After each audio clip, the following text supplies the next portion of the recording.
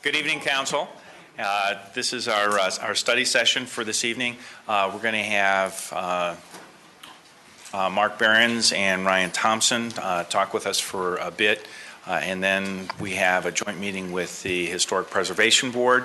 When we get to that point, we'll ask the board and ourselves to introduce ourselves around the table so that we get all the names and the characters correct around that. One item or two items to add to the agenda. One is after we finish with the Historic Preservation Board is taking a look at our calendars so we can hopefully get to some point where we have some common dates for the boards and commissions interviews. It's one of those things where with Wendy Hefner being out, those things would have already been on our calendars, so we'll have a chance to do that. And then Pat from the Depot Art Center wanted to talk with us for about 20 seconds. And so, Pat, if you want to come and sit next to me where the microphone is, you can do that and let us know how you feel. Okay, good evening, everybody. I want to thank our mayor for giving me 20 seconds to say that I am Pat Dahl, the president of the Littleton Fine Arts Guild. We operate the city-owned Depot Arts Gallery. The city has recently made some significant improvements in the gallery, and I wanted to come tonight to personally thank you for allocating the funds to do that and to deliver an invitation you have in front of you for an event that we're having on February 12th, which we hope you will consider attending so that other members may personally thank you as well. Did I make it? I believe so. Thank you for your work, Pat. Thanks. We appreciate what you do. We really do. Bye-bye. Thank you. And then with that, are you taking over the number one spot here? So I'll just do an intro of the intros. How about that? Okay, so this is taking a look at our mediator program. As many of you are aware, a few years ago we had John Clark come down from Longmont. That was the beginning, I think, of modeling something that is up and working, and I even have a live testimonial before the part is out if Ryan doesn't take my thunder on that. So, Glenn? Oh, very good. Well, thank you, Mayor and Council. I thought I'd invite Mark Behrens to come up real quickly. He's our Neighborhood Services Coordinator. And you mentioned Longmont, and one of the things you approved for us is a $50,000 neighborhood grant program, so I'm going to have him give a quick update on that, and then we'll have Ryan come up and talk about the mediation program, which you approved for this year. So with that, I'll turn it over to Mark. Good evening, everyone. Council. Hey, Mark. Hey, Mark. So I'm just going to go through a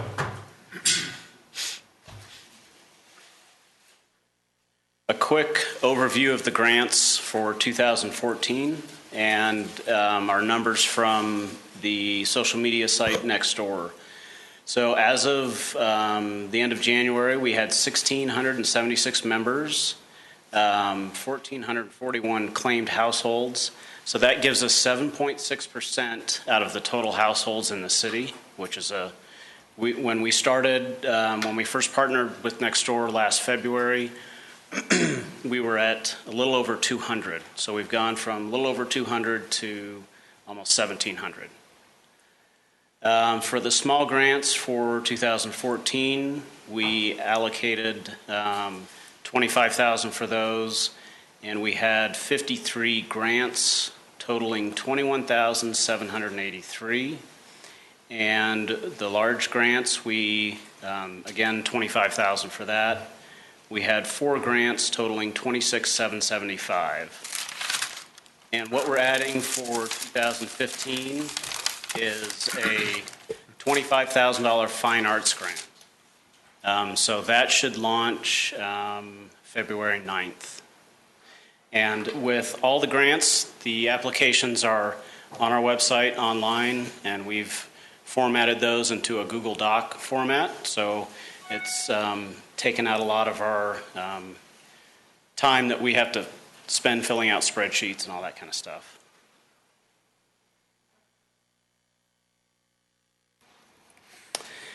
The other program we're going to launch this spring is the Neighborhood Congress, and we're going to take those folks from Nextdoor and hopefully we get kind of a representative group of each neighborhood, and we're going to kind of bring them into the fold and provide some training and get their feedback on current issues with their neighborhoods and the city.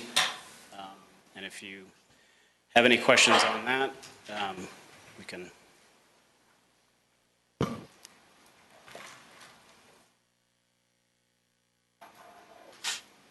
So yes. Explain the neighborhood conference. Are you reaching out through next door on that? We're going to reach out through next door, and I think I'm going to try using council districts. And it kind of correlates with the mapping on next door, but I think that's what we're going to try, and just so we get 2 or 3 people from each district. But we'll have to see what the level of interest is. So how is that designed? Do they meet once or? I think we're going to look at maybe in the spring, summer, and fall. And, again, this is the first meeting will really be kind of getting their feedback and thoughts on what are the issues, what do they want information on? Do they want information from police, fire, code enforcement? I know they're going to have, every time we meet, they have issues with traffic and things like that. So we'll bring in different departments to talk to them about specific issues, and we'll get their feedback on kind of what their vision is of their neighborhood 5, 10, 15 years out. So will the people that you have attend, are they going to be representative of neighborhoods you designated? And then they'll go back to those neighborhoods and report what they've learned? Or? It'll be more representative of how next door has defined itself. Okay. And that's the easiest way for me to reach out to them, because I can do a post to a specific neighborhood or a group of neighborhoods versus if we do any other format, it doesn't necessarily correlate with how they've defined themselves on next door, if that makes sense. So in connection with that, might you also be looking at who's asked for grants inside those various ones? Because that would seem to be giving indicating interest levels already. Yeah, and the grants we had 53, I think, 52, but they were pretty, there's a few areas where there weren't any grant applications, but primarily it was pretty well spread out throughout the city. Okay, thank you. Just want to put one plug in for the Neighborhood Congress, and as we talked to the planning board about the neighborhood plans, it's kind of come to us that this would be a great way to kind of vet the redrafted neighborhood plans as well through this Congress, which we think will be somewhere between, maybe a max of 30 folks, but somewhere between a dozen and 30 folks. And we got to kind of see what the interest is when Mark throws out the call to arms, basically. See who wants to be involved. Are you gonna, will anybody who wants to be involved not be allowed to be involved? That's a good question. It just depends. If we had 200 people wanting to participate, that's probably not something that's manageable from our end. So I think we're going to have to, I don't think we would get that level of interest, but we'll have to kind of gauge it and see. But yeah, I think 30, 35 people is probably the max. To be effective.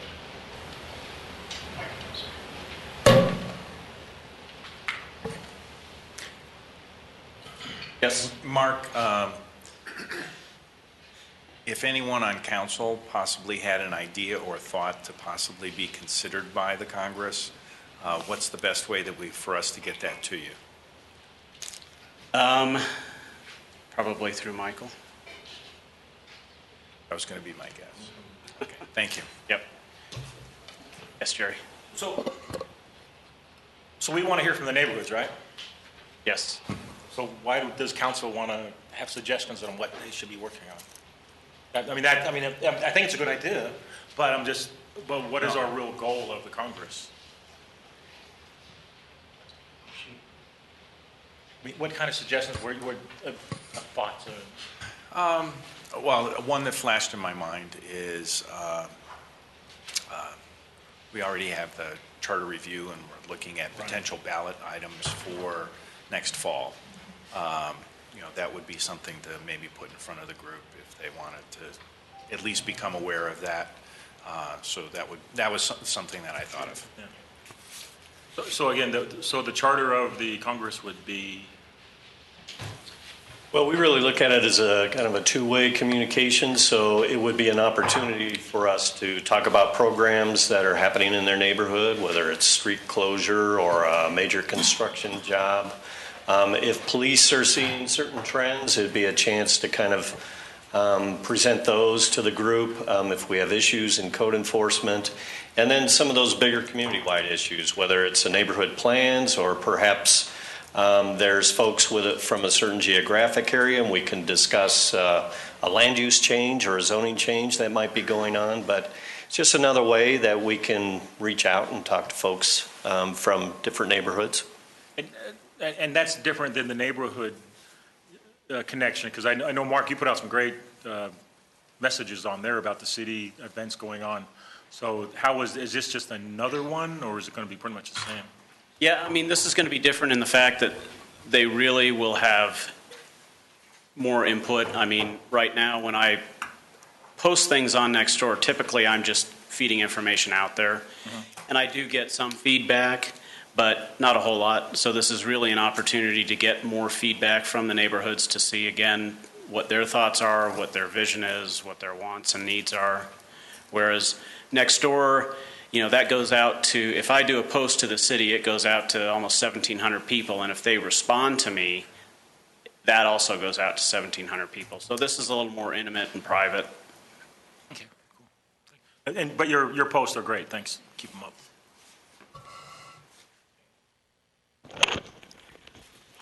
So I'm really glad you're doing this, but so they tell you, how much will we hear of what you're hearing? Because I'd like us to be in on what the buzz is in the community on various issues. Yeah, and I don't know that we've gotten that far with kind of the design of the program, but there will be some reporting back to if it's a planning commission issue, if it's something that, and maybe we can put something together midway through the year or at the end of the year for council. I mean, it would seem to me, depending on what you're asking and how frequently you get stuff, you might at least email all of us, these are some of the things I'm hearing, just, as an intermediate step of keeping us informed of what the buzz is. Sure, and I can do maybe an update after each one of the Congress meetings. Thank you. Mm-hmm. Yeah, thank you. If I was going to put a term to what you're talking about, at least from my life experience, Mark, it's a little bit of a focus group where you're providing some information and then looking for some dialogue, and then to some extent focus groups are a little free form in that regard, that you don't exactly know where they're going to take it, but it's meant to have a bit of a dialogue. Right, exactly. Got it. Council, otherwise? Thank you. Great. So we hired Ryan Thompson in October of last year, and Ryan is 20 hours a week, and he is our mediation program coordinator. And I'm going to turn it over to Ryan. Thanks, Mark. Welcome, Ryan. Your image precedes you. Yeah, I've heard. So, well, first of all, I wanted to thank Council for providing the City of Littleton with an opportunity to run a program like this, or to start a program like this. The Conflict Resolution Center is really what we've titled the mediation program for the City of Littleton, and it's already rolling. We've got a few mediations under our belt. We've got a few more lined up. So it's really exciting to see this program take off and to really implement some new technologies and some new ideas into the program to make it user-friendly for the community, as well as being able to bring back and kind of cover the whole gambit of the issue. So if there's an issue up front, how do we know what the resolution is down the road if an issue comes back and things like that. So anyway, the Conflict Resolution Center is what we've called the program. A little bit about me, I'm a native to Colorado. One of my first jobs in college was being a valet outside of the Melting Pot, so I know this community in this area very well. I've got a BA in Communications from UNC up in Greeley. Spent about 15 years doing operational management and parking downtown, so I did a lot of property management and budgets and all of that type of stuff. So they tasked me a lot of times in the parking industry to go in and kind of fix problems for different clients, customers, locations, things like that. And so I got good at working with people who were having issues and working towards resolutions quickly. And that led me into the mediation field, where I went back about 3 years ago and got my master's in conflict management from the University of Regis in North Denver. And I've had, over the last couple of years, I've had some nonprofit experience working with the city of Denver and other cities throughout the state, providing community mediations to anybody and everybody who's got some sort of an issue. We don't turn away from everything, anything. I've also done some overseas. I did an internship overseas and did some community mediation in Greece, and so I've had some international mediation experience, and they've got some conflict over there that makes, you know, barking dogs seem like small change. So that's a little bit about me. Some of the types of mediations that we're looking to do with this program are court-ordered. We've already gone through, I think we've gotten 6 total referrals from the court. Out of those 6 referrals, we've had 2 of them that were just flat out refused, didn't get any response back, and that's what happens in a voluntary program. We've had 2 go through successfully. We had tears shed, we had hugs, we've had emails going back and forth, and really created channels of communication for the people that were involved in this issue. And so, I mean, it's been, for them, it's been transcendent. They've started to talk again. We've done animal control. Those are barking dog disputes and things along those lines. And I've had a lot of experience with that this summer with the city of Denver. I've done over 200 barking dog mediations. And believe it or not, in my experience, I'm about 98% successful when it comes to barking dog disputes. Usually because the last line on our mediation agreement says that if something's not working, they're going to come back and call me, and we'll try it again. So those do work, and it sticks, and it's really going to help Terry to do his job and provide animal control a tool to do that. Neighbor to neighbor, we do property lines. We do, if you saw the commercial, you can just imagine some of the things that we would deal with or would refer. And that goes back a lot to if you get communications from people within the community that are having problems with their neighbors, and you really don't have an avenue to whether or not it's sending code out to enforce something, but you know there's a relationship or an issue, send them my way. And we'll talk a little bit about how you can do that too. Code enforcement is another one. So tree trimming, trash, you name it, we can do all that type of stuff. Code enforcement, zoning, and police referrals. This week on Monday, I actually got our first referral from a corporal with the city of Littleton.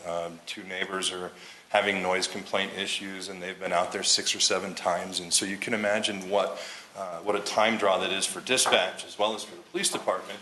And so now this officer is able to look at both parties and go, here, listen, call this guy, quit calling the police. You can figure out your own problems, and we'll come up with an agreement that's bound, you know, that's binding. And they'll be able to hopefully move forward with it with some sort of understanding of how they're going to live next door to each other. So yeah, so those are the types of mediations we're doing.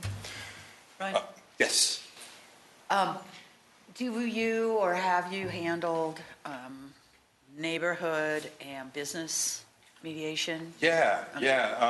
Briefly, one that just jumps right off the top of my head with the city of Denver is when they legalized marijuana.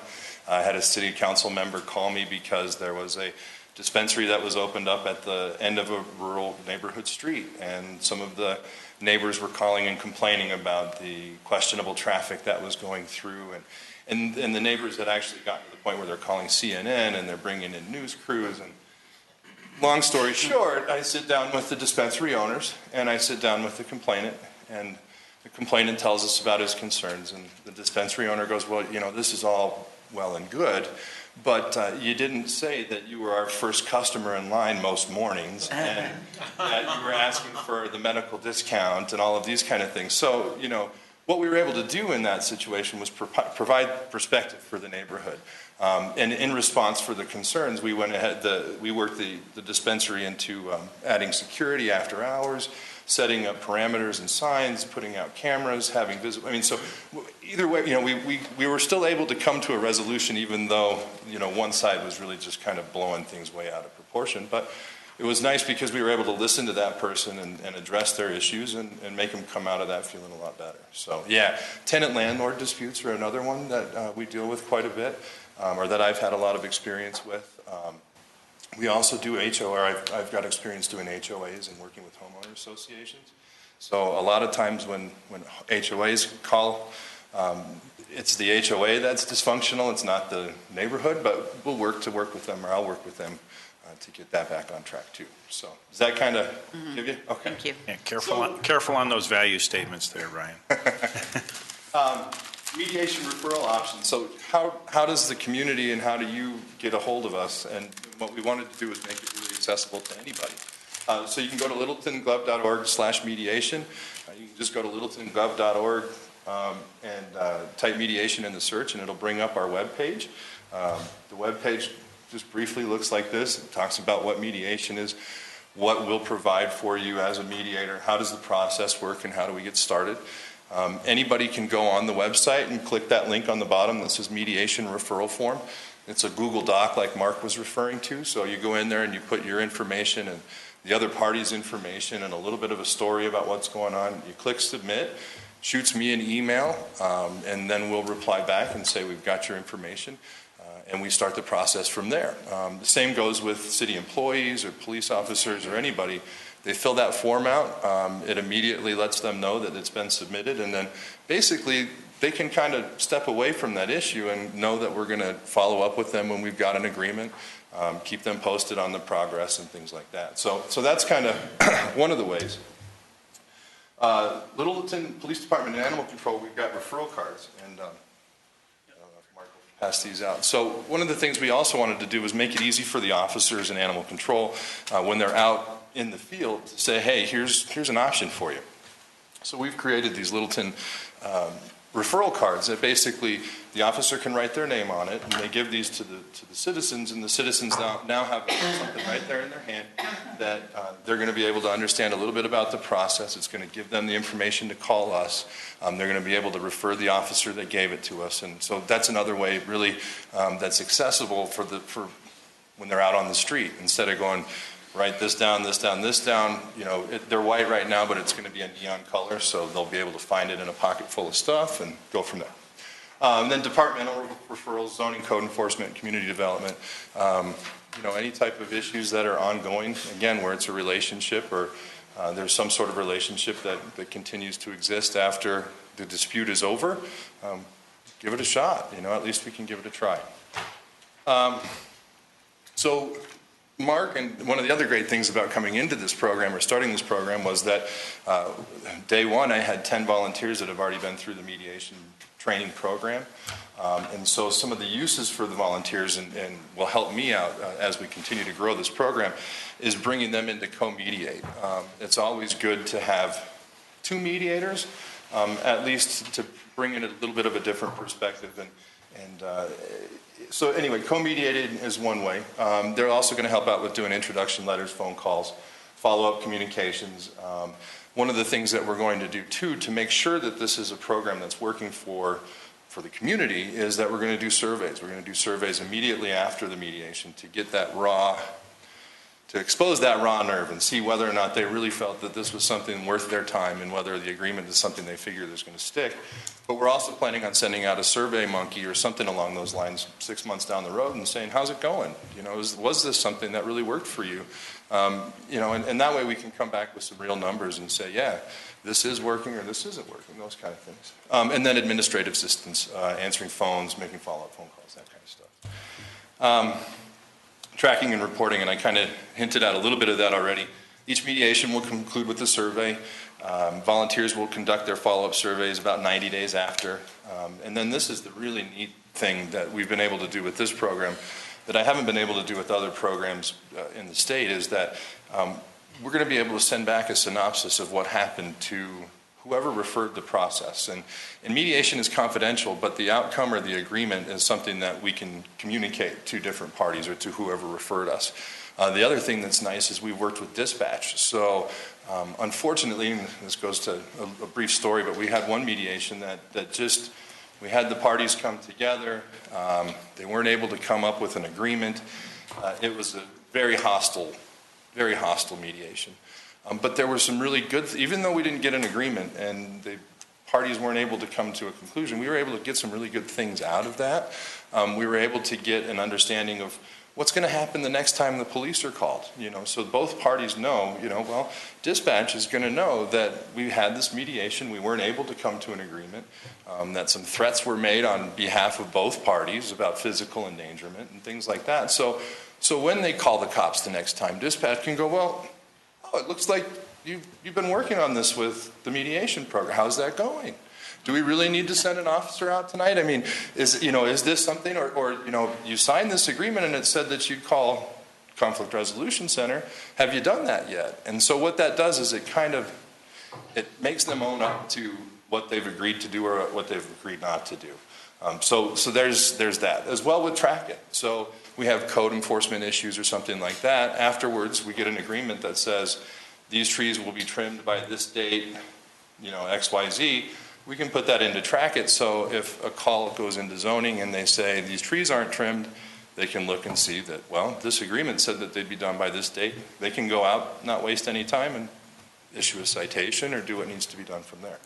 So Track It, then we'll always refer back to the referring party with a letter basically saying what the outcome was and that we've got a resolution. And then with court, they go back to court and we let them know whether or not they've got an agreement, and then they'll do a stay on whether or not they're going to keep the fine or whatever that is, depending on how the mediation went. So there's a lot of back-end stuff too, which is going to be great for us to make sure that this is something that's got substance and that it's not just hey, I'm going to show up for an hour and listen to the other party yell at me and then I'm done with it. I don't have to pay the fine or any of that stuff. Well, that's not the case. If we call back in 30 days or 90 days and you've been blasting your stereo 3 nights a week, the court's going to take that into consideration when they decide whether or not to dismiss it. So that's kind of how we're doing the tracking and reporting. And that's kind of what I had for you this evening, but I wanted to keep it short and sweet in case anybody had any questions about anything or stories or anything like that. Yeah, please. So there's probably no exact answer to this, but how long would most of these mediations take? I mean, is it over a period of days or weeks, or can we do it in an afternoon? So right now I'm 20 hours a week. So when I get the referral in, I'll send the letters out that day. And process-wise, we'll do 3 attempts to contact each party. So what we'll do is send a letter out. Day 1, we'll wait 3 days. We'll make a phone call, send the second letter. And so we try and time out the initial contact and mediation setup and agreement to participate, those kind of things within the first 10 days of that referral.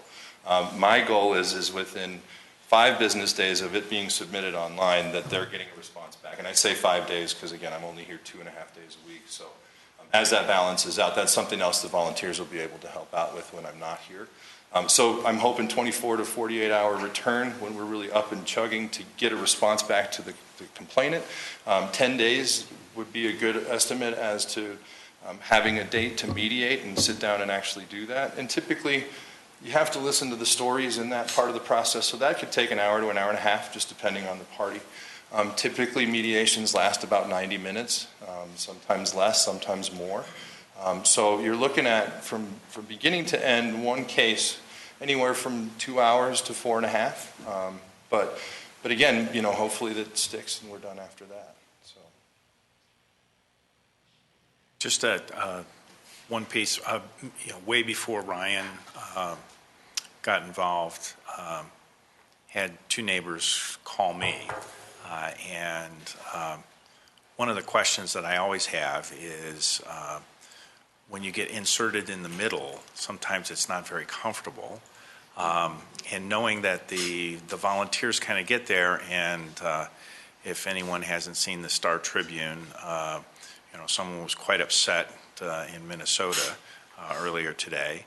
How do the volunteers know when to back off or back out of a situation? Because when you talk about hostile can be verbal, but it can go beyond that. Yeah, we've set up a couple things, and that goes with the volunteers. The volunteers will not be conducting the mediations. They'll be there to kind of shadow and assist, and that's really a main reason why we're having them in the mediations.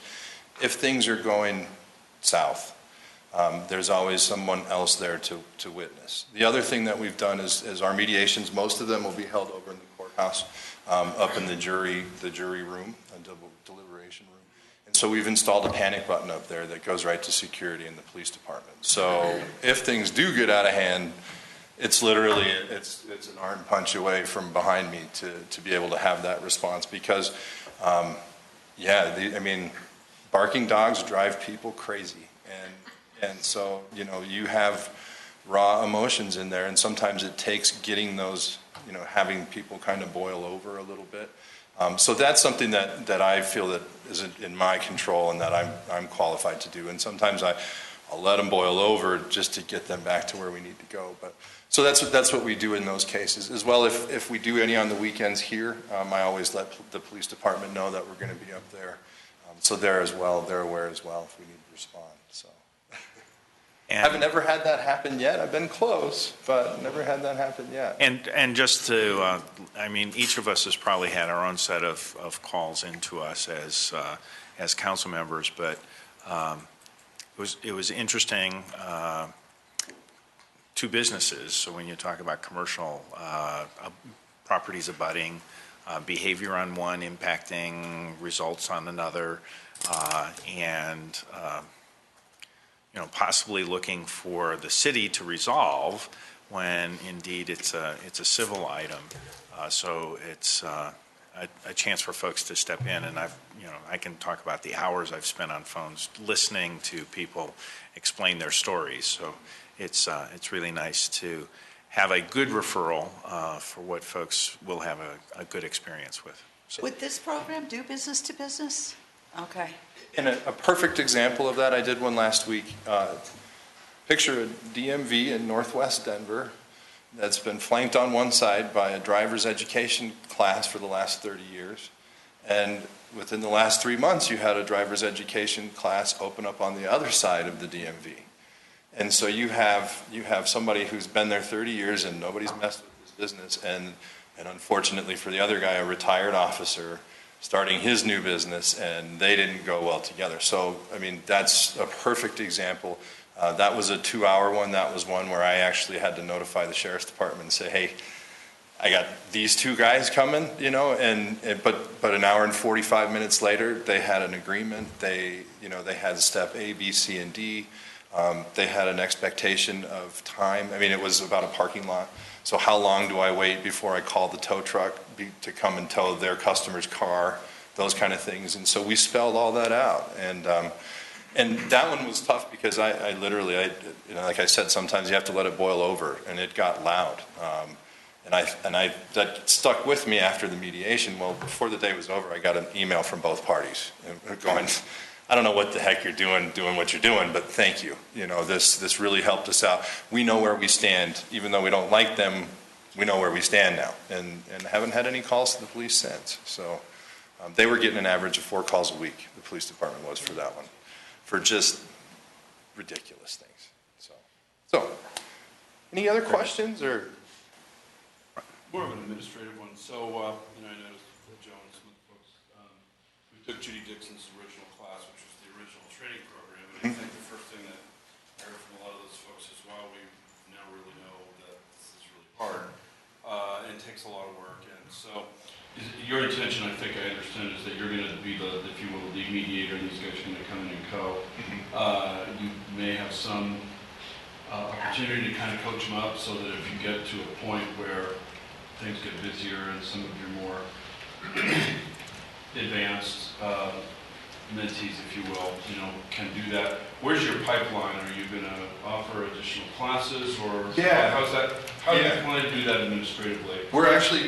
We've actually gotten a lot of interest from other experienced mediators that live in the community that want to also jump on board. So what Mark and I are doing is developing basically first thing an application to see what their history and experience is, what they want to do, even maybe give them some scenarios to see if they're really dedicated or if they want to actually get dirty with it. That would then begin the process of starting to get them involved and have them come in and kind of see some more of the administrative stuff. If they are truly interested, we're looking at, the volunteers that have already gone through the program, we're going to do some more additional training. We've got one set up. We're going to have one set up the end of April, beginning of May, just kind of for additional keeping everybody sharp. I'm hoping to do like a quarterly luncheon where they come in and we may do some scenarios, or we may look at some things online and just kind of go from there. How do we deal with that? We also talked today about doing that with possibly with code enforcement and things like that, where they might be able to come and deal. How do you dissolve a dispute, or how do you get some people to calm down when you're actually standing in front of their house and they're yelling at you? What do you do to resolve those conflicts on your feet, and how does that work? So all of those kind of things are things we're looking at adding to. I'm set to take the training in April as well, the 40-hour training that the volunteers have taken. I didn't take that training class, but I want to know what they know. So The same instructor? Yeah, with the same instructor. She's the best. That's what I keep hearing. So I'm looking forward to that, but as well, just to kind of see where my theories and things match with hers and how we can implement that into the community. So. Peggy? Yeah, so I really like all this, but it would seem to me it might also be helpful to have some way to tell the citizens what they might do as soon as they start getting ticked off, even before they quite get that far, to build a good relationship so they can resolve in other ways. I mean, like the barking dog thing is probably really tough, but there are some other things, like ways that you build relationships so that you probably don't escalate into something like that, whether it's shoveling somebody's walk before they get up, and then later they think, whoa, that's not too bad a person, and Yeah, I think that's a great idea, and I think that would go well with like the web page. Maybe we can put a little, click on here to get some idea. Having trouble with your neighbors, here's idea A, B, and C, and maybe every quarter we come out with some sort of something like that, just a tidbit. Well, I'm thinking maybe even not the having trouble yet, but to build friendly neighborhoods where you don't wind up having trouble with your neighbors. What kind of friendly things can you do to? You hit a really good point, and one of the things that I deal with, or that I would say almost preach when I'm dealing with neighbor-to-neighbor disputes, is that you have to talk to your neighbors. So I'm thinking, as you're asking these questions, what would be some ideas of how we can get that sentiment to the community? You talk to your neighbors, say hi. What happens when communication stops, even that most simple communication, is people start to infer what the other person is thinking. And it might just start with, one day you're real busy and you don't stop to say hi to Jim next door, and then Jim's going to go, they must not have heard me today. So then the next day, something else happens, and before you know it, oh, well, they hate me and they must not like this, and this, and you start to figure it out. So what I would think is, and I don't know how widespread the PSAs get, but something like that too, where it's, talk to your neighbor, let's get out and communicate. I think that's what Nextdoor is going to do too, is provide that opportunity for people to speak up and vent a little bit before the frustration gets too high and before they have to call the cops. So I see a little bit with the Nextdoor piece, but also the neighborhood watch groups, which overlap. Well, there's several watch groups probably inside each Nextdoor area. But I'm sorry, go ahead. Just one thing I was going to mention is one of the things that I've seen with the feedback we've gotten from the small grants is that's one of the things the small grants help create is it's, when neighbors are coming home from work and they're coming in their garage, shutting the garage door, and they're on social media and they're not talking to their neighbors. Nextdoor has brought that component back in, but also the grants have brought them back outside. And so we've gotten some really good feedback from neighborhoods saying, you know, it's been years since we've gotten together and had a potluck or a barbecue, but just that simple $500 has, you know, eliminated a lot of the logistical issues that tend to break those kinds of things down. And so that's been a real big help in doing that. What we find is when you know your neighbors and you maybe know their issues or situation, or you're less likely to just pick up the phone and call police or code enforcement. If you know that maybe there's some extenuating circumstances with the family or what's going on. I think that was part of all of our purpose, was to try and have folks talk with each other. So that's always a big thing, but sometimes they need a little bit more, and that's where you come in, Ryan. So appreciate it tonight. Excellent. So thank you. Any other questions? Good. Thanks for the time. Appreciate Okay. Thank you, Ryan. Thank you, Mark. And now our Historic Preservation Board can come and mingle and sit with us, and where you want to take a seat. Hopefully we have enough for the evening.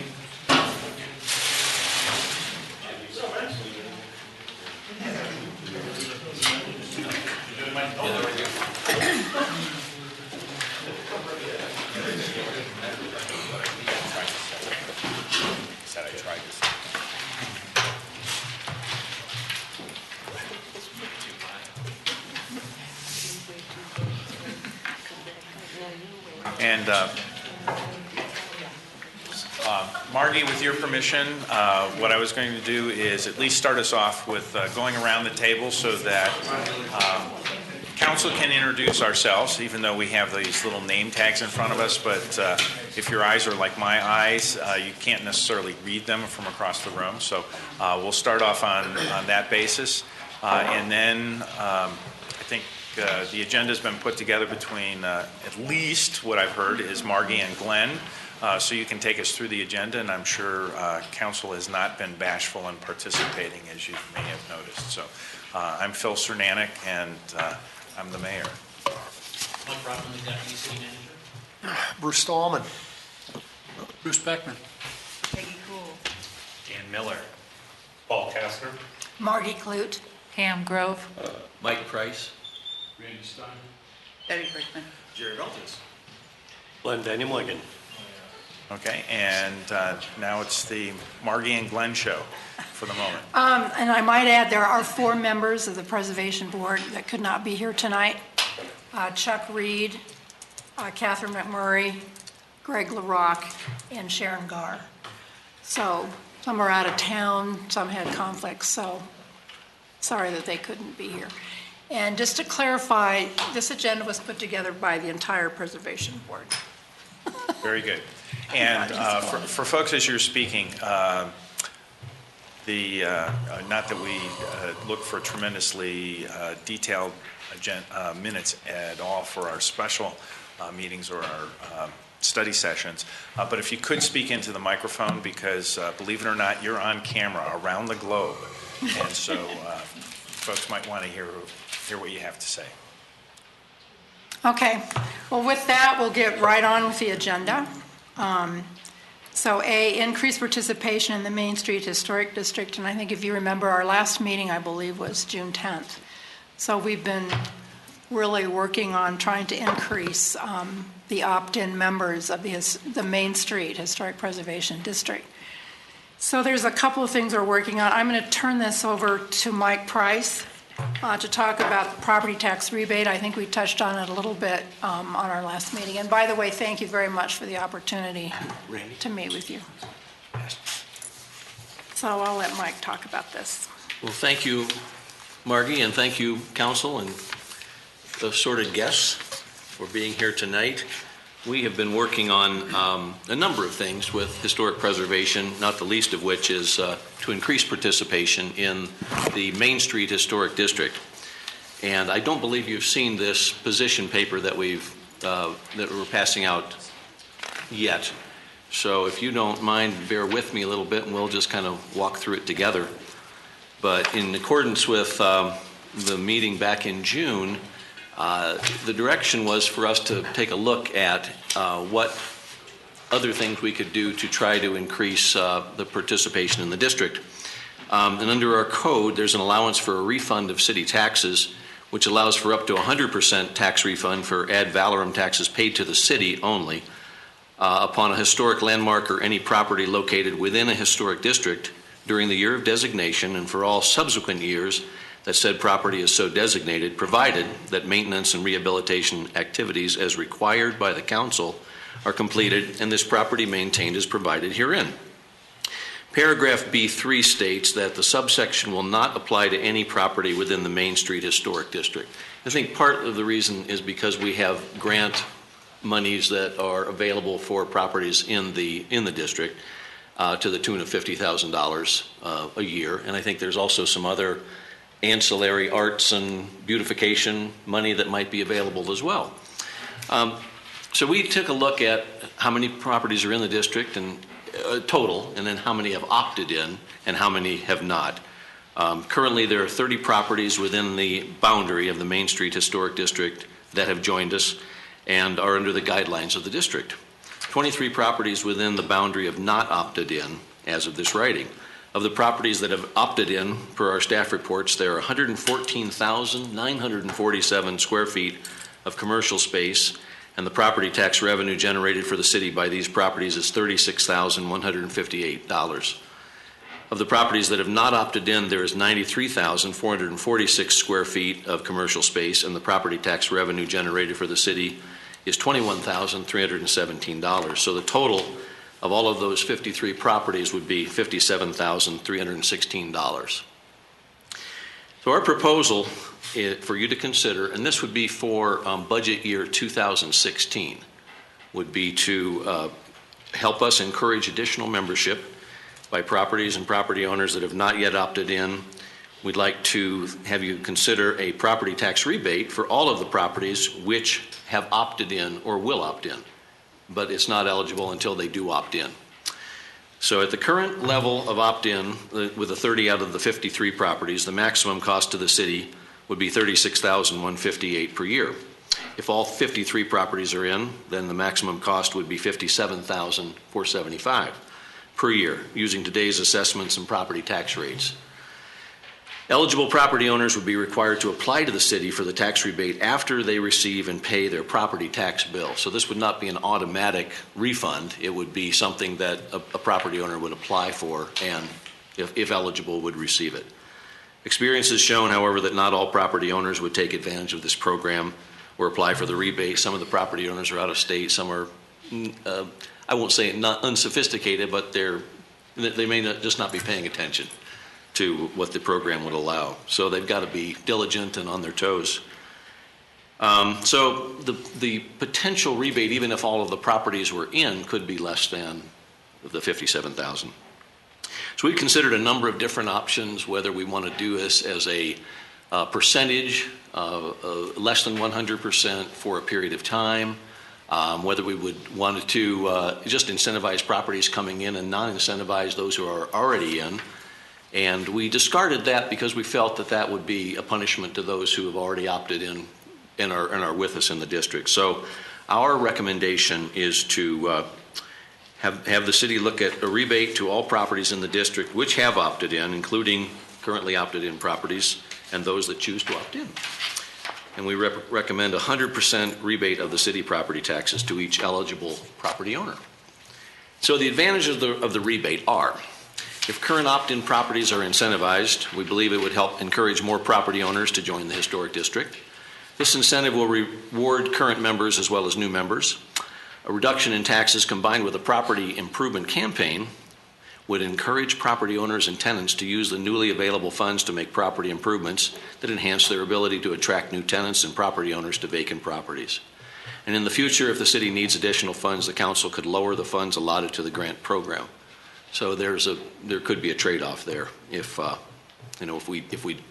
you do this and we find that we're in a budget squeeze, then possibly the grant program could be compromised to a degree. So we think that the combination of the Main Street Historic Grant Program, the tax credits outlined in HB 1311, which Margie is going to go over with you, and the proposed property tax rebate would increase participation in the Main Street Historic District and would be beneficial to every property owner and help reach the goal of 100% participation. So our action would be to the Historic Preservation Board requests that the City Council vote to offer a 100% property tax rebate to the members of the Main Street Historic District when the time is right. So, Questions, discussion, or reinforcement from the board? Bruce? Thank you for putting the work into this suggestion. It is interesting. Since we do have an opt-in and all the things that means, what if, in order to receive the rebate of property tax, it had to, there's the had to, be used for some kind of renovation or property improvement, rather than be optional? The optional part is the opting in. You know, just had you thought about it from that point of view? And I don't know if any other council members were interested in that, but I didn't know if you discussed that. No, we did not, but I think that's a great idea. yeah, good idea. So as a part of that, it may be somebody who's not in, doesn't really need to do more. Maybe the property is really in good shape, so I think we have to figure that out. But I had thought of what you just said too, that, you know, just do this, but then it just dawned on me what I just said now. So we have to resolve that little piece. Yeah. Bruce? And Peggy, and that could be done in the form of the application for the rebate after, much like the grant program is, where we don't pay the grant funds out until the work is actually done. And so you have a certain period of time within which you must do that. So that could be a pretty good option, that those monies then would go back into improving your property. Right, but if they've already improved, Yeah. then Well, they Oh, could then build what? up I a see. fund. They could build up a, call that a reserve. But there, it might just sound like a kickback, and I don't mean it to be, but there might just be, you get a bonus because you have done this, you're keeping your property really spiffy, in whatever way we define spiffy, but so that they wouldn't be letting something very slowly Deteriorate. deteriorate, be unattractive or whatever. We have a look-back program with our grant program too, where I think we go back 12 months, isn't it, Margie, right now? So if you've done the work and then you want to apply for some of the grant funds, you can do that even though you've already done it, but you still have to apply for the COA and the approval. So that's not a bad idea. So another piece is... Bruce? I'm sorry. That's okay. I mean, you want to do, she can finish if you want to go ahead. So we have, we've had the discussion before about the owner of the property, which is not usually the tenant. And so the owner may have been doing certain things. So a variation might be something in terms of the tenant, to help the tenant survive and not have the property be turning over with someone else who needs to become familiar with the whole commitment to the downtown historic piece. So I'm just, sorry, Bruce. No, that's no problem. I think it's intriguing, and I applaud you guys. It's a neat out of the box concept. That I know we've been struggling with this issue for years, and this is a fresh idea. So kudos. Devil's always going to be in the details. Did you chat? You explained to us in the past that in terms of historic preservation and architectural facades, the idea of what's a contributing structure versus a non-contributing structure, and all that really means is there are some that are significant and some are iconic, like a town hall art center, whereas some would be maybe less so, even if they're of age. It doesn't have anything to do with the businesses or anything. But this pretty clearly says you do it for all comers, so contributing and non-contributing. Is there any sense or conversation about saying we really want the non-opted in contributing structures, if there are any, to come in and maybe do those first and see how that works? Or was it just, let's, full Monty, the whole thing, and anybody that wants to come in can come in? When we initially started working on this whole project we did identify, our number 1, number 2, and number 3, and who we were going to talk to first. And I think we did factor that in. Okay. When we decided, okay, who are the ones that we're going to try to get first? Because we thought if we could get our number 1s coming in, that then maybe some of the others would follow. So we did go through that, Bruce, kind of vetting it and seeing who were the more likely to come in and who did we really want to come in. But you think with the way this is teed up, that it speaks to the ones you really wanted, to start, the ones at the high end of the list as opposed to... Well, and I think the way this is set up, it would apply to everybody, but I think we would, reach out to Really our make sure they priority, understood the program. Yeah. Okay, thanks. Sort of in a priority order. If we had any strings attached to any of the property rebates, we'd have to consider the management of that, and that would end up probably falling on staff to do that. I'm not saying we shouldn't do it, but that would have to be a consideration with all the other tasks. Or would we have to hire somebody or get somebody, I don't know. Andy? Hi, I like the idea.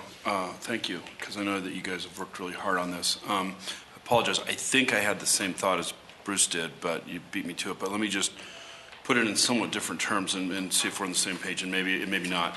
So the phrase that I sort of focused on was that it would encourage property owners and tenants to use the newly available funds to make improvements. And I think the newly available funds is something that we might see as newly available, and they might just see as money that they didn't have to spend that could go to, some other thing that may not necessarily be thought. So I agree with you that having some way of tying that to the improvements. And the other thing is doing the math, that when we look at and this is not to minimize this because a dollar is a dollar, but when we look at the collective numbers, they're pretty high. But, when Peggy, when you're talking about, deferred maintenance on big buildings and stuff like that, I mean, it could be like $1,000 a year, right? It's not a significant dollar amount. So I think it's an incentive. I think it's one that people should think about. I think it's, as we probably overuse the term, a good tool in your toolbox. But kind of just doing a little cowboy math on this, it could be, $1,000 here or there, and I'm not sure if that's necessarily a decision matrix for people, but I think it's certainly something that I would be behind, and, maybe we can, or maybe you guys can come up with even more out of the box stuff that we can we kind of use to help some of these folks make these decisions. Lastly, and sorry to wear out my welcome, we talked about the iconic structures, and I'm all for that. I wonder, some of the buildings, not to name any particular building, which may not be, as we're calling them, contributing, I think that we all are interested in having them be well kept and maintained and all that kind of stuff. But it's almost a little bit of a slippery slope when those that really aren't historic are kind of getting the same treatment as those that are, and I'm sort of falling short of doing a good job explaining myself, but maybe you get where I'm going. Thanks. Jerry? Kudos to this board. The evolution of this board over the years, decade, more than that. I see this board as a less aggressive board and is less threatening than what we've had, especially in the early years of this thing. As some of you that paid attention back then, you remember how what an upheaval that you guys caused. Really? Before you guys, the board. Yeah. And careful with the use guys. Use guys. You established this board in 1997, so I think on that. Was that the first year in 97? 97. Yeah. And that's when I got on the planning commission. That's when you guys, predecessors. So I appreciate the approach that you guys are doing and coming up with some creative ways to get folks to opt in. What are we still hearing why folks are not opting in? What are we hearing? Is this the same property owners from the get-go that have just never wanting to? There's sort of an insurance play. I mean, my insurance rates will go up. I think there's a contingent that just don't want to have, just aren't interested. They don't want to be told that they need to opt in. And they aren't being told that they need to opt in. They're not being told Right. they need to opt in. But they don't want to be told They don't want to be told. Well, Yeah. should they, yeah. If they opt in, then they're subject to the rules of the district. Of course. So that's some reasons. Misunderstanding the rules, or basically the advantages and disadvantages of being in the district, that's kind of just lack of interest. There's some property owners that, that feel like if they wanted to sell, it could, their parcel, their property could be encumbered if it were designated. So, some owners feel that if they sold their property, that the property could be encumbered if it were designated. And I think some of those were the exact same thing we heard way back when. Get that information out there. Continue to work on getting that information out there. If it indeed is not true, then make it, You know, I think another thing is a lot of them, I don't really think understand the program and the benefits, and that's, why we need to go back to them again and say there are a lot more advantages than disadvantages to being in the district. So I think a lot of it is they just don't understand exactly what all the benefits are. But, and I know we have said that for years, they don't understand what it is. I mean, but we've had a long time to get them to understand. So, there must be something else. They just plain don't want to do it. Mm-hmm. And that may be more of what Dan had said. They just don't want to do it. But I think some property owners some properties are changing ownership, and that's where slowly but surely things will keep happening. So. And I think at some point in time when they need the grant money, that's when they'll come in. Yeah, and hopefully you'll still be there to make it available. Anyway, again, I appreciate Because right now, my buildings are in great shape, they don't need any maintenance, everything, so. And in fact, we did get one new one in, Dennis, and it was mainly because of the grant money. Anyway, thank you again, I appreciate your non-aggressive manner. I was just gonna, to Randy's point, maybe we could talk to our friends at the county and get like an IGA, and they could chip in a little bit of property tax money. I'm sure they'd be up for it. We don't have any friends. Take that mic away. Yeah, careful of your use of, in context of the word That was not friends. snarky. Yeah. It wasn't? No. You might want to be called on that. First of all, thank you for bringing the concept here. And I'm going to put a charge back to you and then take on a piece of that, I think. One is with respect to having some contingency level so that there's an incentive, whether it's related to being used for improvements or maybe there's something else that's there. My side comment with regard what was referred to as the insurance play, my discussion with commercial property underwriters is mixed, but there's only a few that actually would say their insurance rate might go up. Most of them, it's like it's a welcome component to actually have an element that says, okay, you're actually going to be taking care of your property and have some responsibilities on that front that would contribute to a favorable point or a point contribution on that. Bless you on that. The second piece on our side is some of us are looking at a convening of property owners in the downtown area and seeing where that goes. So there might be an opportunity for a forum in which to at least put something out on the table. As with anything, whenever you're looking at convening, you don't necessarily get all the participation that you would like to get. So that's something that's out there. So, yeah, Deb? I think last couple of times that we've met, part of the discussion was coming back with some of these ideas, some some, if we keep trying to find the same solutions to the same problem, we're never going to fix anything. So I think this is great to come back with fresh ideas.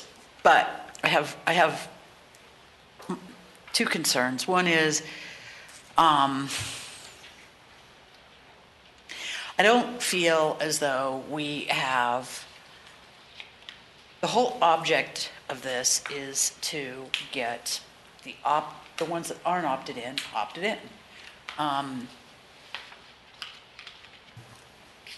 Based on what you've said, we don't have, none of them are saying, well, I'm not in there because I don't get a property tax rebate.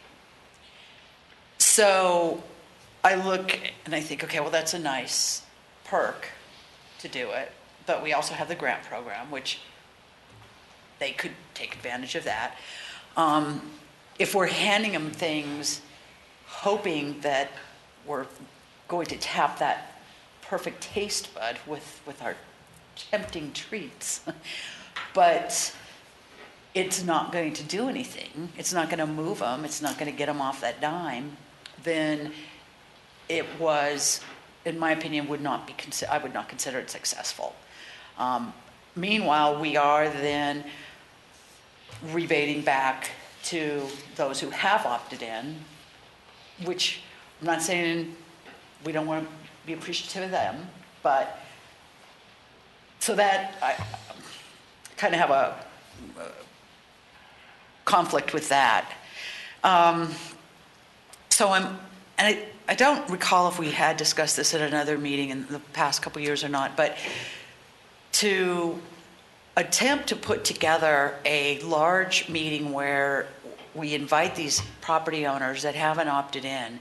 If they're local, great. If they're not local, can we conference them in or do something like that and try to have some sort of summit or meeting or some sort of gathering with them where we are able to walk through, here's what this includes, it's not a sales pitch to them, but it is really more a information gathering. Why aren't you in? What would make you come in?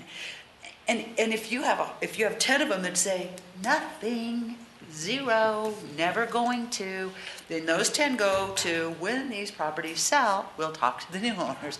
And then you have 10 others who say, well, these are things that would interest me. Then we've got real meat. We can start really appealing to them and working on that stuff. I don't know until we really know and have really confirmed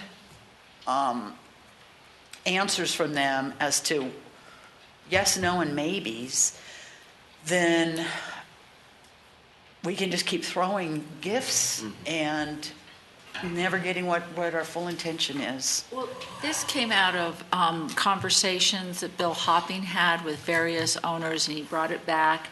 And what they wanted was, what we came away from that was a package. And this is just one of the tools in the toolbox of the whole package that we are offering, we want to offer people. And there was other parts, things that weren't expensive, like maybe, pictures of your property years ago. So that we did do our research, and this is what we came up with, and we had a bigger package, and we narrowed it down. And we felt that the financial incentive, based on what we heard from the property owners, was what would resonate with them. With respect to pulling people together, we spent a lot of time and effort and discussion on trying to think about, let's have a breakfast, let's have a presentation. And we felt that since there was some old negative feelings towards joining, we're the wild, wild west, don't tell me what to do, I don't want to be, part of that, even though many of us are members of Homeowners Association, we like the fact there's, some conformity there. What we came away with is that we would tier everybody, all the property owners, and have individual conversations. So instead of doing the group where it could go one way or the other, we opted for the individual. So I hope that kind of addresses some of the things you're talking about. So you have spoken to all of the ones that haven't opted in, you've got their We've gone through our lists ones and twos. I don't know if we've gone to our threes. We kind of rated them on the most likely to opt in, and the ones and twos maybe most likely. And some of the conversations, we felt it was an ongoing dialogue. It wasn't like just call them. Some were more We have a open. mediation program.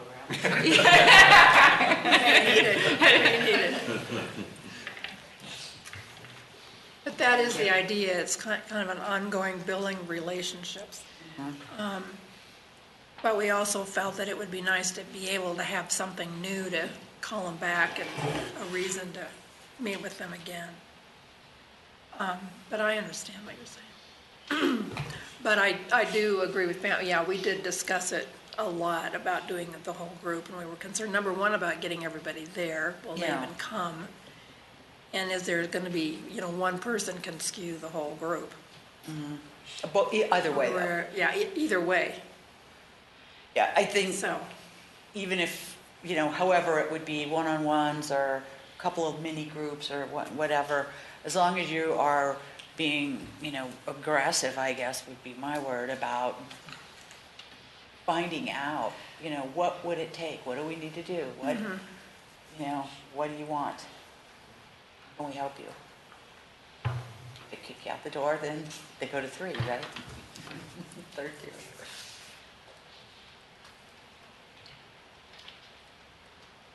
Okay, we've gone around. okay. Next item. What is, Well, do we have resolution on yeah, this? I was just going to say, Well, I what said are, the two steps. what are next steps? Would be, at least what I've heard, is making it somewhat contingent related to actually reinvesting it back into the property, whether they're an existing, whether they've already opted in or whether they would go in the future.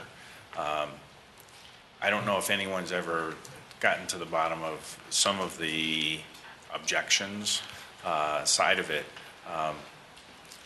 I think the insurance play is, at least from my level of research, is without substance. So, it depends on your carrier, unless somebody's actually wed or invested in their carrier. But the other objections, I think, is folks have mentioned. I mean, some folks just don't want additional criteria.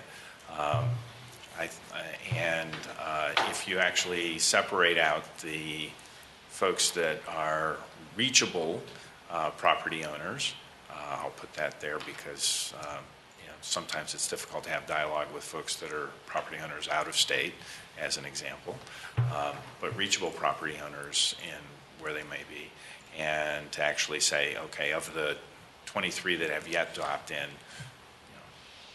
some are in this bucket, some are in this bucket, some are in this bucket, some are in this bucket, gives us some ability to target for whatever convening we might have.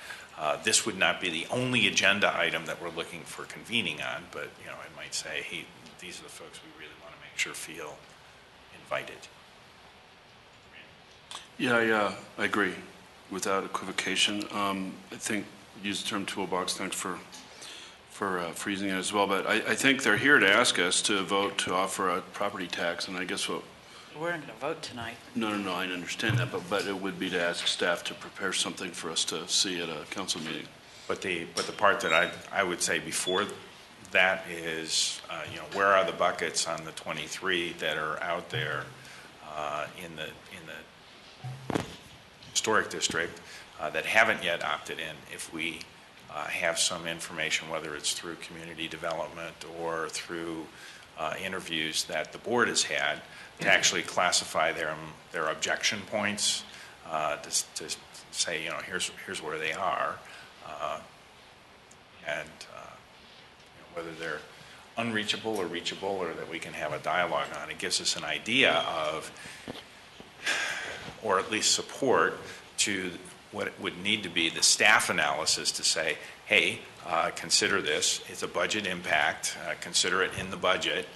Here's some of the trade-offs in that, but to actually move us forward, here's the folks that would be on that fence, razor's edge over some of this, to kind of say, hey, of the 23, here's what our best case is, and here's what a reasonable case would be. So it's in conjunction with staff, so, not putting all the work onto the board. So what Is I'm that fair? hearing you say for us, number one would be to put together the buckets, either Well, go back and yeah, talk the buckets to the go with property owners. staff, but the other part is maybe refining it to get to the point of it's contingent on the investment Okay. actually going back into the property and what that would look like. And both All of right. those are probably in conjunction with staff. And you're talking about the idea of using the money for some For improvements. That would be indeed, nice. it's not just a give up, that it's in exchange for something like that, so. okay. When would we have to have this for you to consider to put it through the process to vote? I mean, is it, you vote if we didn't make it by September in budget time, we'd have to wait a year, or? It'd be desirable to receive it when we're under budget consideration, which the end of May probably be best. This is number 3, we're noting. Huh? Well, I mean, I want to make sure I'm clear, because was what you're saying to the board that we would like additional information beyond this, have them work with staff, and the accumulation of what they put together will come back to us as a draft ordinance? Is that what you're asking them to do? If staff is going to carry it forward into the budget, I think that's going to be one of the Are we giving our blessing to staff to move forward under those parameters? That's going to be in part how much work it's going to be on the part of staff yet to push back, so I'm not going to speak for them yet. Well, I mean, I guess that's fine. So we're continuing this conversation, and once we have that information, then we get the sense whether there's 4 votes to say, yeah, we want you to do that work. And I think you're looking for a realistic impact. So find those buckets that this would be the tipping point for them. All right. I think Mike has done a lot of the work for us, so I don't think that's going to be an issue for staff. So then I would certainly like to see that happen. Everybody else would. Yeah. So I really like what you guys do, but it's dawning on me something I would have thought wouldn't have taken this long for me to think of this as an issue. If I'm hearing you right, some of the people who aren't in are concerned if they go to sell their property, somebody's not going to want to buy it or something or other because it's got a designation, historic designation? Is that? No, they're just in a member of the historic district, the Main Street Historic District. It's not a landmark designation, they're just part of the historic district. So what is it they're afraid of? The insurance? Is that what you're saying, or? I was say, the particular person I spoke with, it was, they're considering selling the property, and they just didn't want any sort of encumbrance on the land. But if it's not a designation, right? So I'm trying to hear where this piece is that. Well, partly, if they are in the Main Street Historic District, if they want to make changes on the facade of their building or anything, they have to come to us for a certificate of appropriateness. And there are certain guidelines. If they're in the historic district, they follow the historic preservation guidelines. But if they're not in the district, they still have to go through the set of design guidelines that the city has. So either way, I don't think they understand. It's not that we're asking any more of them really than they would have to do anyway. So Excuse me. So it's interesting. Yeah, I think we'll get this information back when we get the analysis of who's objecting because of criteria or insurance or whatever, and then we can actually, if we are able to actually convene the property owners, which is an attempt we're going to go through, then we'll know. Well, I'm teasing and saying this, but I'm going to say it anyway. If the city requirements were stiffer than the historic requirements, then maybe we get more people in. I mean, there's another. They're different. Very different. They're different, but they still have to go through this process. Okay. So, Okay. yes, we do have to get done tonight. So we, yeah, I think the rest of it should go pretty quickly. On the HB 1311, and I think Chuck went through it last time we met with you, but it had just been passed by the state legislature. So I was just going to go through it with you quickly again, just that you're aware of it. So there's state tax credits, which are pretty incredible what they're doing. And there's some papers that were produced by Historic Colorado that really has laid it all out. And they have one for residential and one for commercial because they're different, but I'm just going to go quickly through both of them. And again, these are tax credit for historic preservation. This is the commercial, on the commercial side, which would affect any of our downtown businesses down. The eligible property must be designated individually or must be part of a historical contributing district. So all the properties that do opt in to the Main Street are eligible for these tax credits. And if they're not in the district, they are not. Eligible applicants, the property owner or a tenant with a lease of at least 39 years. I don't know. Eligible projects. Costs must exceed adjusted basis, which is 25% of the purchase price minus current value of the land. So I'm not exactly sure how much that is, but they have to be spending so much money. The extent of the tax savings, 25% of qualified rehabilitation expenditures for projects less than $2 million, 20% of the qualified rehabilitation expenditures for projects more than $2 million. And the project cap, and this is commercial, the maximum amount of tax credit available to any commercial property is $1 million a year. Now this is a pretty big deal. So this is something too we'll be talking to them about. Now on the residential side, this would be any property more than 50 years old, and they have to be landmarked. So this would be our landmark designated properties. Eligible applicants, a property owner or a tenant with a lease of at least 5 years.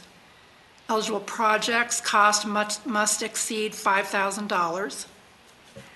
The extent of the tax savings is 20% of qualified rehabilitation expenditures, and the project cap is $50,000.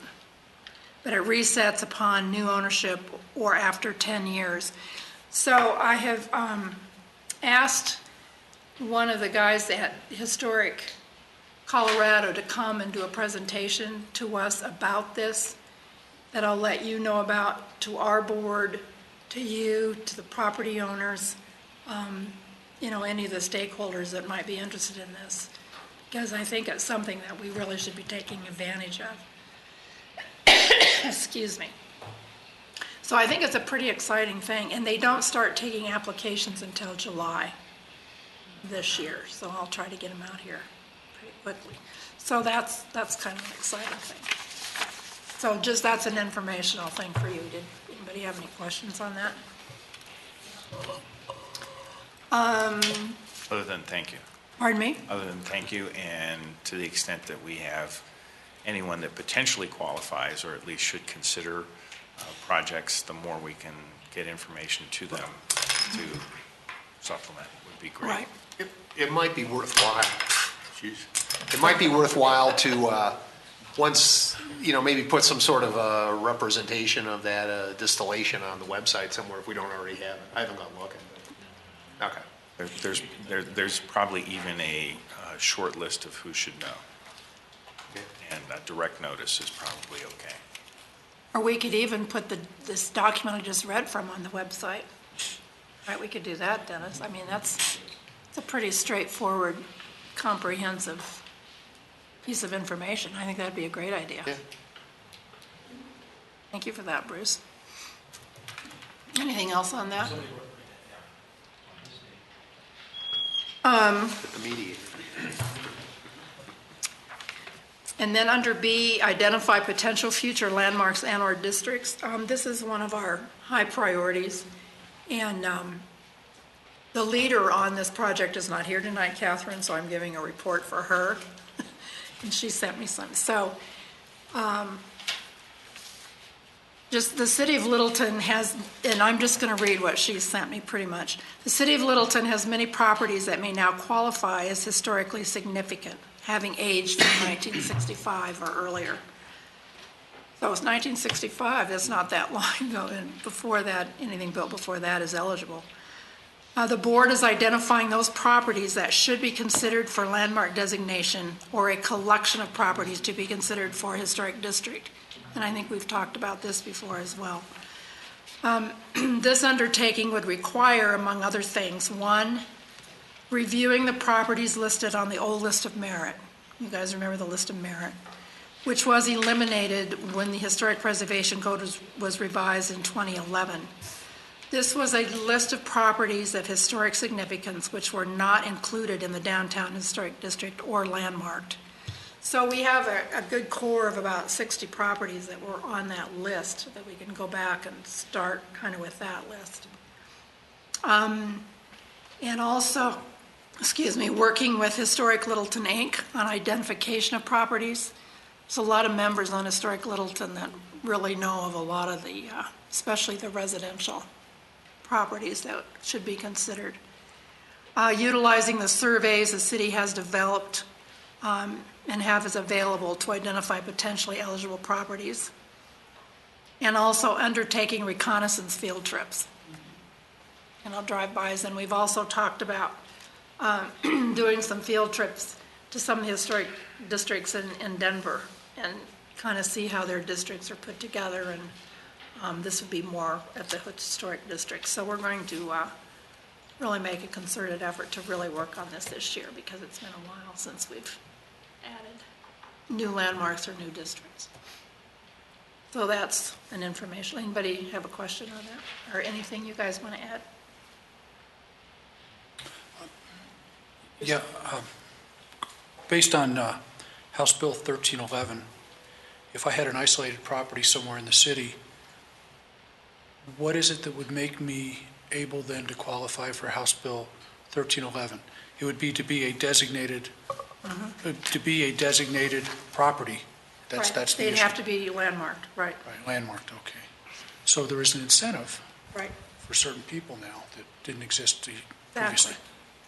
That we really need Part to of get our out. toolbox now. So I think this will be And really great. my comment, as we keep looking at these things and what people know and don't know, I'm thinking of an ad where it says there's benefits to belonging or there's benefits of membership or something like that.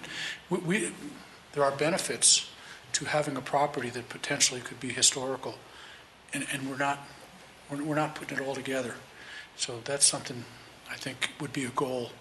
And to add to that, we're putting hundreds of thousands of dollars into wayfinding and signage and those kinds of things in the downtown area.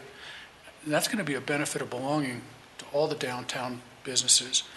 And so there'll be other economic issues, economic opportunities that may bring some of these previously uninterested folks wanting to participate more because the whole tide is going to rise here with some of these things, just a comment. Exactly. And that's why we're thinking even the opt-in downtown, if we can start getting them moving, that they might bring along some of the other property owners. So. Bill. And not to denigrate the previous proposal, which I think I characterized as being, lesser incentive, but this new bill that Bruce was just responding to what you were talking about. I did a little research at CML. This is a big deal. We're talking about an increase from a max of 50,000 to a max of 1 million. I mean, this thing, I've never seen anything incrementally adjust upward to that extent. And this is big money for people who might have a use for it. Now, the entire state's going to be after that money. Of course it will. So there's only so big of a pot, but we certainly need to get in there and try to get our share. Yes. So, yeah, that's an incentive for individual properties to be landmarked. Anything else on that by either the board or anybody?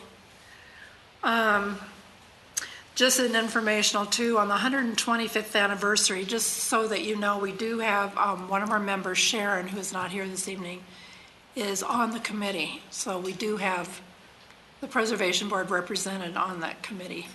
And she'll get us involved, where we need to be, but she's been very active with that. So we are being represented there. And on the Historic Preservation Awards, they're rescheduled again.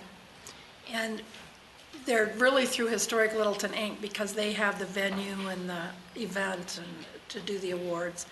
So they initially were scheduled for January 21st, and I think most of them are out of town, most of the board. So they're rescheduling it, I think, for April. So you guys will get a notice when we do get it set. And with that, I'm going to turn it over to Pam to talk about alleyways, because I know, I'm sorry. The one item on the 125th anniversary, whether something's designated historic or landmarked, and that just a collection of a directory of the buildings that are that old. Interesting idea. There's some. Yeah. Or some that are over 100 years old, whatever threshold you want to use. I know the courthouse was 1908, so. Yeah. I remember when we had the party in January. And 0 degrees outside. Dancing in the street. Dancing in the street. Yes. No, that's. Yeah. Those tents. So you're suggesting maybe, again, a list of the properties that are that? List photos or something.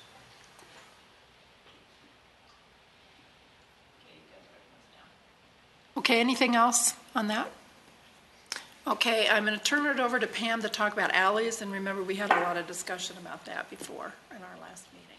We did not forget. You asked us to look into improving the alleyways, and Sharon from our board actually went and took a lot of pictures and did a lot of walking up in Fort Collins, where they have very nice alleyways. And what she came up with is a lot of the alleyways are thoroughfares, to get from one place to another, and they have various degrees of improvement. Some of them have lights across so that you feel safe. Some are very decorated with murals. Some of them are just maybe have a bench or something. And they're very useful, they're very nice, and it works well for them. And then she came here and kind of looked at our alleyways. And we don't have as many that are thoroughfares like they do. There's some.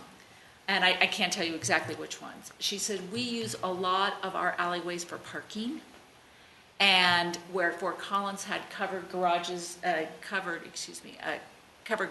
garbage cans, we've got cars parked in our alleyways, we have garbage cans in our alleyways. So what we've determined is it's a possibility to do some improvements, but we would have to kind of take maybe a campaign approach or a way to educate property owners, or maybe even funding in some way to help them improve what makes sense. And again, we have this challenge of parking. So she will put together a presentation, and then our question to you is, do you want us to continue to do this? I mean, is it part of Historic Preservation Board, or does it go to some other committee that you designate? Randy? Not to put you on the spot, but maybe we could do, just my idea, so if nobody agrees, then sorry. Maybe we do called a pilot program, pick an alley, that maybe, you talked about your first and second, third choice, that would conform to, visually something that you think could be modified most easily, and on the low-hanging fruit kind of thing. Mm-hmm. And then maybe we could, I don't want to talk funding, but maybe we could talk about what could be involved in that. And then I think that would be sort of, people could see how that, if it could come through, people could see how that could come in. You've got sort of a model home, if you will, kind of a situation, just an idea. That's a great idea. Mm-hmm. One thing that Sharon did mention is the alleyway between Inside Scoop and Spur. that maybe Yes. something could happen in there, but I don't know who. Marcel already put a mural on that, I would think. That would have I to be think there Marcel, is a wouldn't it? mural up there, I think I know. He put it on his building. Yeah, Marcel did that. And she mentioned, or someone mentioned, that there is a grant, a downtown grant for art and public spaces or something, I don't know. It's a city. Whether that could be It's used for citywide something for like anybody in the this. city for $25,000. But I think, going back to Pam's point, is that something that Historic Preservation Board should be doing, or is there somebody else? Bruce. That grant program is just being assembled. It should go live next month. It's being administered by Mark Behrens, who's the neighborhood coordinator who just spoke earlier. And it's in conjunction with the other grants that Community Development administers. So that might be something we could have Mark look into. Start small. Oh, go ahead. I guess in the world of all of this, I would not put alleys at this point as a priority. I do, we had a presentation where we saw in urban renewal areas what they were able to do in these public spaces. Alleys are public spaces, and some cities have alleys that are true alleys, and then you've got Littleton, because they are different here. But what I've seen happen is things like what Jake's did and what they did with the back of their building, which was just ugly alley parking, right, and trash cans. What View House will be doing, what Spur did. So you've got these creative and interesting businesses that are being creative with the space that they have. And I would think anything we could do to help encourage that would be at a high level of importance. I'm also thinking of Kim Glidden's beautiful mural she had painted on her brick wall. And we've got a number of those spaces around that are just blank. And so that type of thing, as opposed to some expensive redesign of an alley, but those types of things where we add a piece of interest. Because I thought one of the interesting things about the alleys that we looked at from Fort Collins were simple little things like having a back door, which accessing so that the front door and the back door, kind of creating a better connectivity for their customers. And then just a really cool bench that's sitting there with, something else that's interesting that draws people back there, and it's like a searching adventure, and you stumble across these neat things, and it just adds to the really cool vibe of the whole place. So those types of things. But in terms of anything beyond that, from my opinion on the alleyways, I would not be. And I'm thinking maybe it may evolve too over time.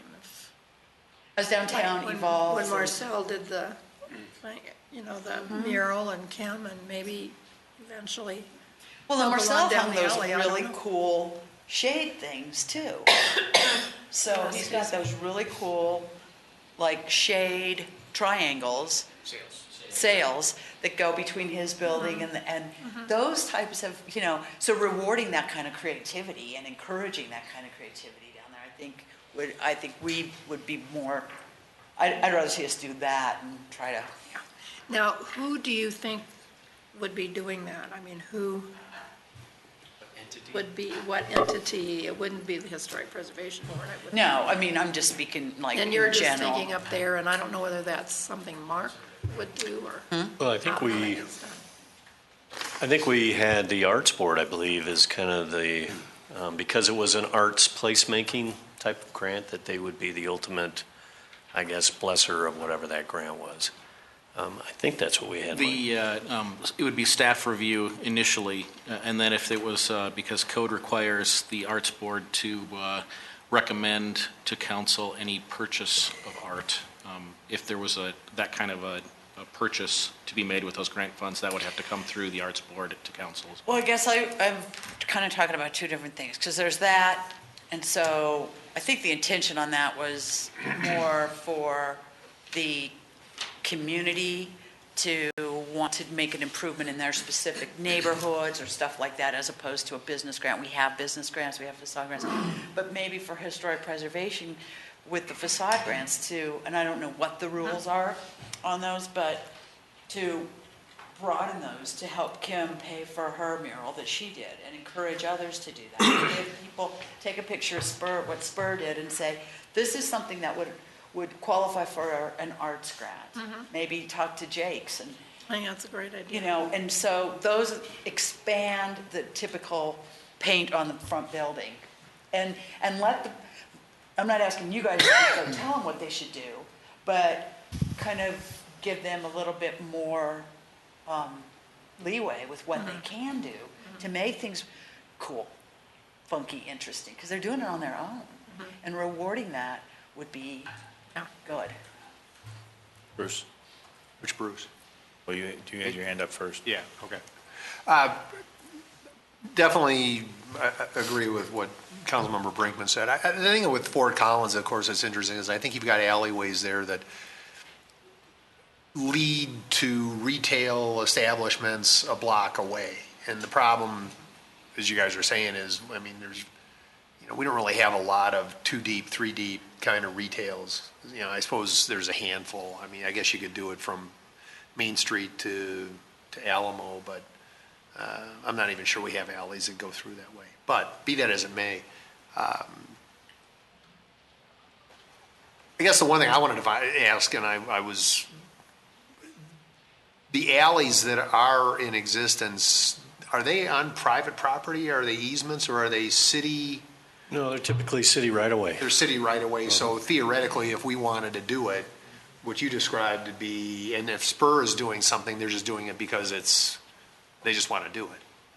Yeah. Well, or did they get somebody, did they get anything? I don't know. Doubt it.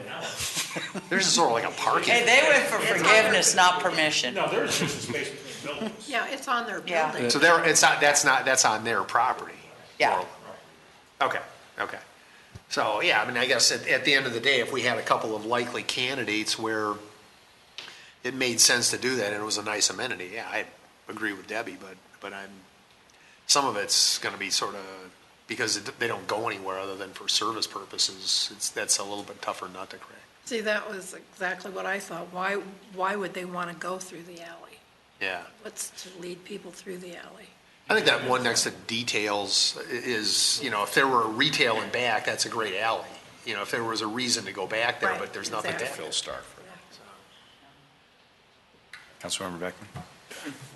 And just to add, I think we'd have to change the ordinance about some of this issue, because right now we're a single facade-oriented ordinance, and to move the facades around the buildings would require, I think, more than just us talking about it, because that issue of who is the one to follow up, it's really not in the authority of the Historic Preservation Board, I believe.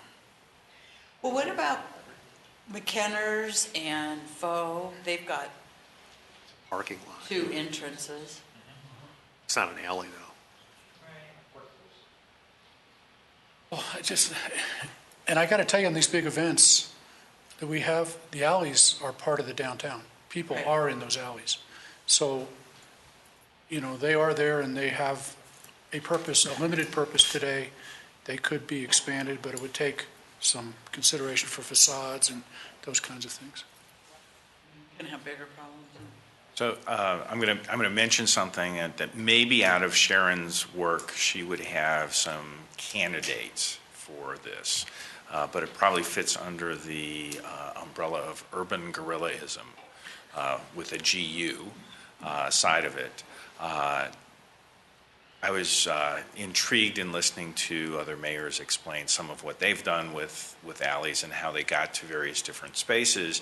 And one particularly that I found of note is for a relatively small amount of money, the city sponsored a day on an alley, and it's Miners Alley in Golden.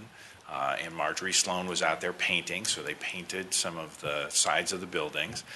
They actually finished the evening with a meal over planks and sawhorses.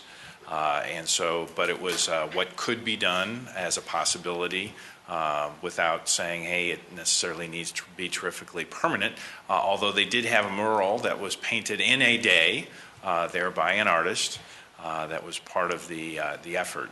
And looking at it as a community event, recognizing, at least from my perspective, that our downtown is an event venue. This was a way to bring folks together that aren't necessarily together, with some permissions, I think, that were garnered along the way. And it was interesting because Marjorie reported that people came back the week after and they said, what happened to all of what was there? Because they brought in planters and a little bit of green and things like that. But what it showed was what could happen.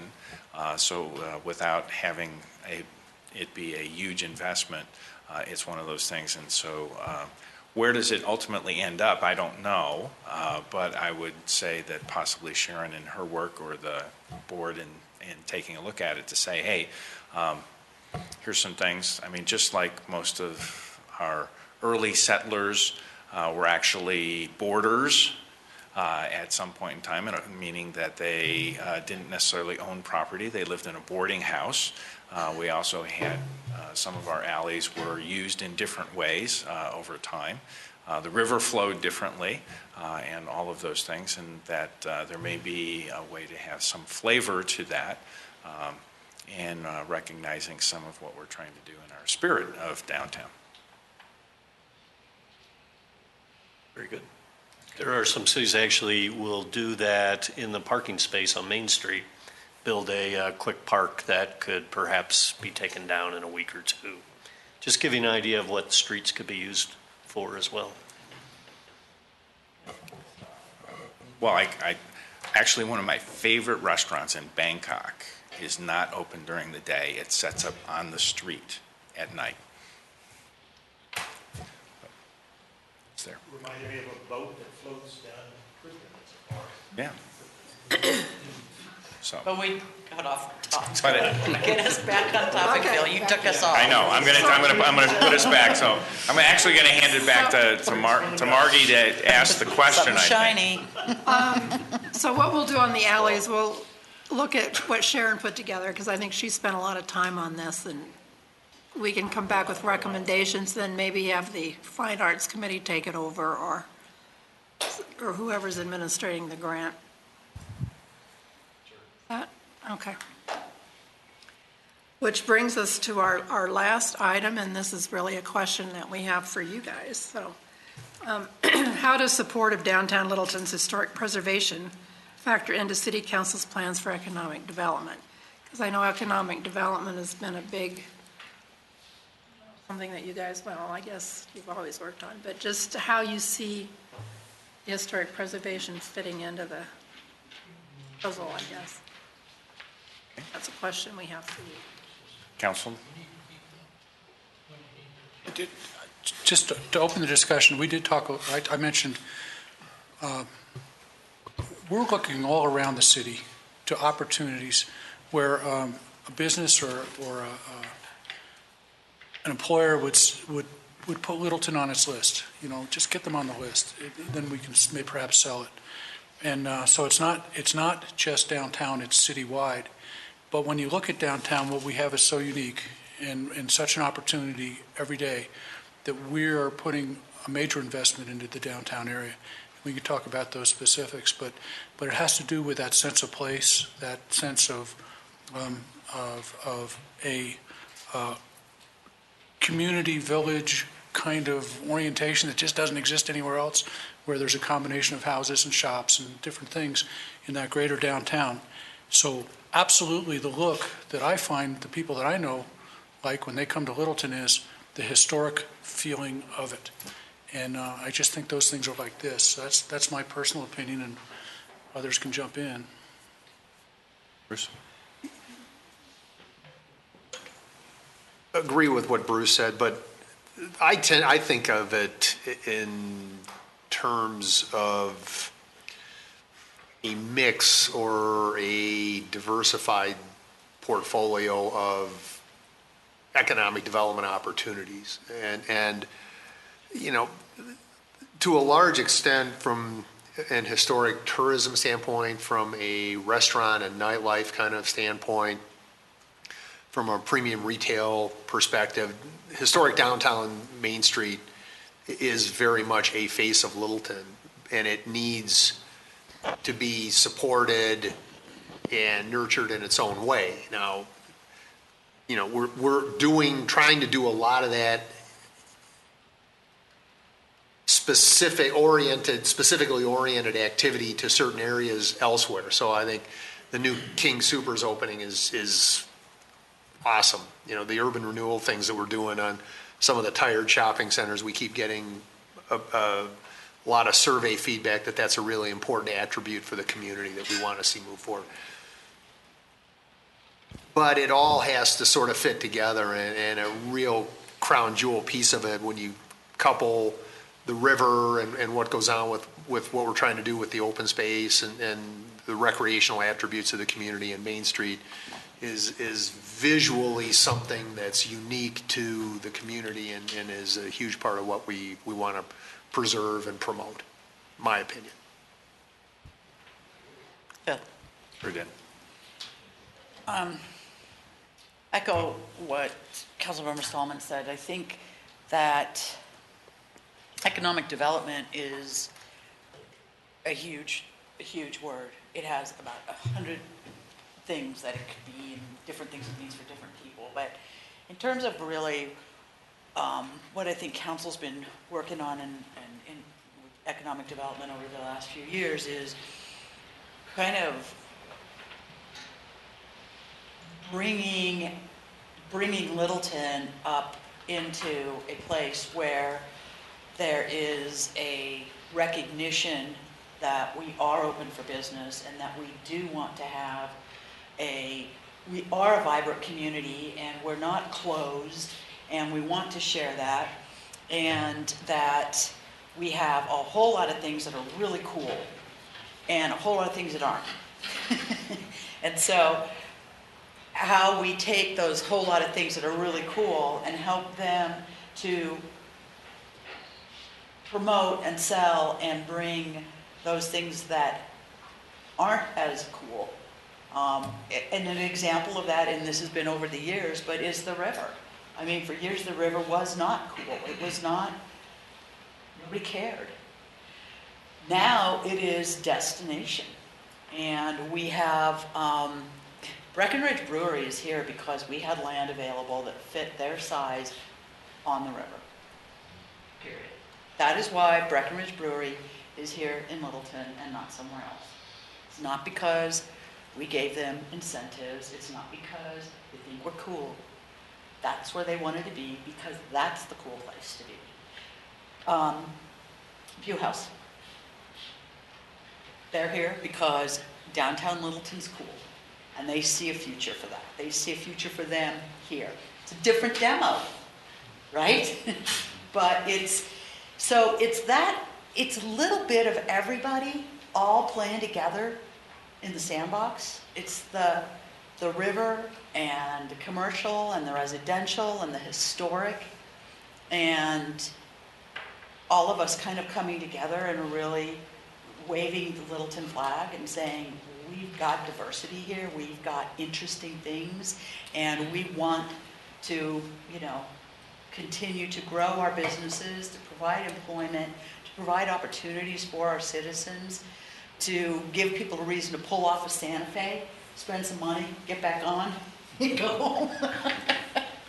So I think you play as an important part in our economic development plans as every other cog in the wheel within Littleton that's working on it. And I think that, helping to keep it a vibrant and good-looking downtown, because the reality is, it is aesthetically, it is one of those downtowns that people just gravitate to. I think that occasionally we have a better mix of retail than we may other times, and that kind of shifts and changes. I'd like to see us see some things happen there where we get some more diversity in our retail base. But I think, to keep that core value of our historic downtown, and for you guys to continue to think creatively, to encourage creative thinking amongst the membership, and to just kind of keep everybody focused on making Littleton, keeping it thriving and successful. Again, and I'll stop after I say this, our goals can't be what we do tomorrow. Our goals as board members, as council members, is about the future. It's about what we do today and what effect that will have in 5 years, in 10 years, and 20 years. And so it's thinking in those terms. And I think that as long as, you guys, you clearly have that older futuristic vision, and I think just maintaining that and continuing, I think, the dialogue with us too, and staying looped into what we're doing, because that's one of the things we found with our planning board, is that we kind of we weren't touching base as much as we maybe should have. And so I think keeping us in a steady communication is key. You bring up a good point in terms of keeping us in the loop. We had a presentation on wayfinding, and it looked like it was a pretty done deal. And from an historic perspective, the wayfinding signs were very modern. Lights, edges. There was an etching of an historic figure like at the top of like 12 feet high. And had we been involved in that sooner, we may have suggested that historic downtown Littleton didn't lend itself towards wayfinding signs that look modern. So that would be an example where we'd like to give input before major construction projects are kind of done. And then, you ultimately make the final decision, but at least we're heard, and that's the historic piece of it is considered. Jerry? I guess something I'd like to see y'all maybe discuss would be Littleton Boulevard, because we do have some historic buildings there, and I know that some of them are even designated already. Others aren't in yet. But as Mr. Beckman said, the face of Littleton is downtown Main Street. If we can bring up that historic look up Littleton Boulevard a bit, hopefully all the way to Broadway somehow. Also, we have on Littleton Boulevard, we have those ugly islands. Some of them are ugly, or some no islands. But they're not very practical items. They have great trees and stuff, but maybe it's something we can make it look more historic. Some ideas you might have there. But again, if you can just sort of draw off the historic, just not only Main Street, bring it up Littleton Boulevard somehow. So again, Littleton Boulevard, Broadway is an entry into Littleton, the face of Littleton, as you said. So if we can somehow show that face earlier. I think, Dennis, aren't you working on a grant for a survey on Littleton Boulevard? We actually turned one in last year, didn't receive that grant. We're hoping to turn in another grant for this. So we're trying to get a grant to survey Littleton Boulevard to do exactly what you're saying. We kind of need to know what the history is of all the buildings in there before we can. So it is definitely something we're working on. We just need some grant money to get it done. Great. But good point. Randy? Yeah, I appreciate the question. Helps us, or at least me, give some thought to it. I have a good friend who's an architect who's done a lot of work both here and around town, and he says, you just can't build old, and it's true. But I think that there's a very interesting juxtaposition in a lot of places, but I think it's really, really noticeable here in Littleton, and particularly in the downtown area, between old buildings and old uses, and old buildings and new uses. And I think one of the things that attracts a lot of people to the downtown area is this sort of historic feel. But I think that the real challenge is to create exciting, new, innovative, out-of-the-box uses that not only bring people in, tax revenues in, help us grow our economy, and help us just get a little bit maybe edgier. Councilmember Brinkman mentioned something which is, I think, very interesting in that she talked about the view house, and that's going to be fantastic. But so you have a building, and some of us have been around a long time, know that was vintage auto body, and I knew the owner, and they fixed my car and all that, and then they went away, and it became a sort of a wannabe retail that didn't ever really quite work, and it kind of sat around and sat around and sat around, and now the view house is here, and I think we all think that's going to be really exciting. But guess what? That's just half of that property. There's another half yet to happen. And I've talked to that owner, and they're looking at some tenants, and who knows if what's going to happen. But I think what you said is exactly right on. We need to be thinking about not this year and next year and the year after, but the next decade and the decade after that, and trying to figure out. It's a crystal ball challenge, I know, but try to figure out what's really going to be on the minds and the desires and the appetites of the people sometime to come, and maybe not being constrained by an old building, but being comforted by an old building, but having that real edginess. And that's, to me, what's, I think, the exciting opportunity that we have. So a couple things I will mention. One is downtown Littleton as a main street that has the feel of a town's main street is part of our value proposition. It very much is an event venue for the city.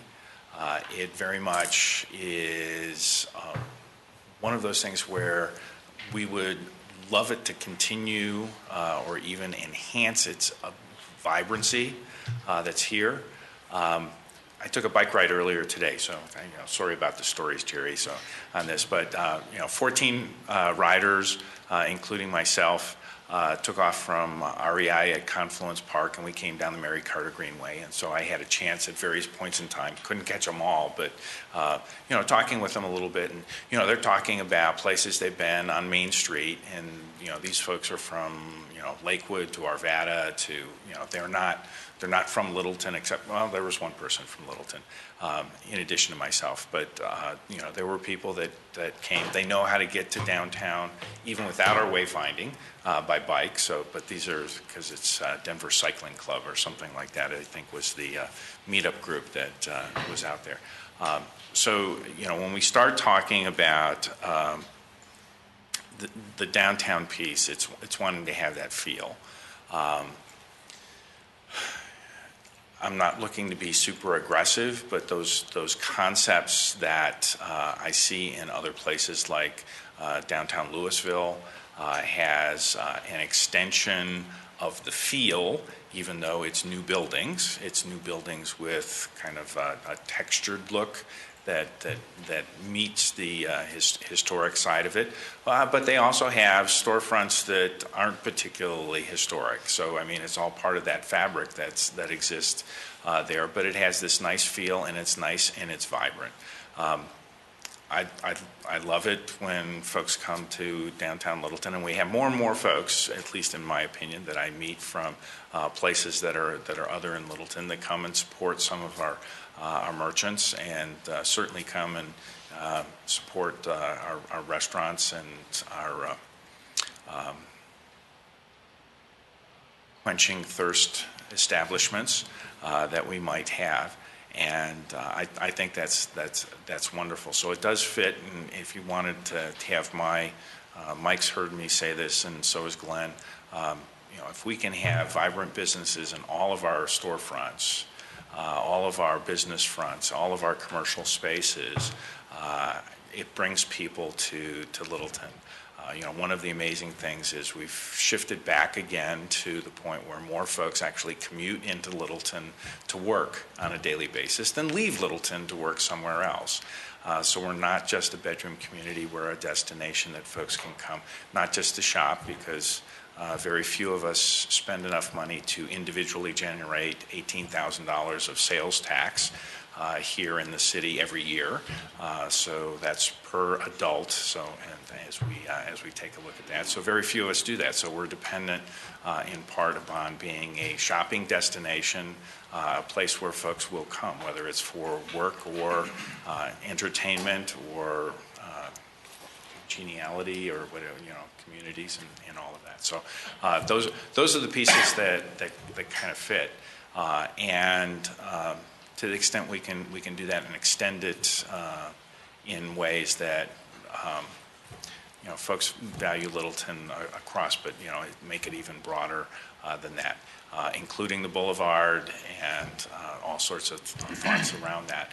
But also with an interest that says, from an economic development perspective, what we want to do is be in a position where we're going to have vibrant businesses or vibrant establishments that are there. And so when Deb's talking about creativity, and Randy mentions uses that the building has.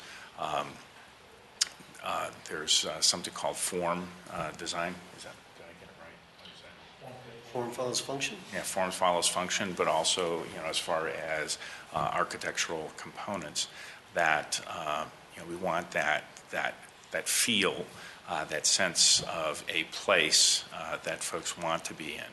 And for a long period of time, I think folks have always thought historic is chic at some level, and I don't see that going out of entire style. There will be times when it may be attractive, but tall, glass-fronted, glass and steel skyscrapers will have all of their place, but it's not necessarily where folks go to feel at rest. And that's my thoughts. So, Peggy?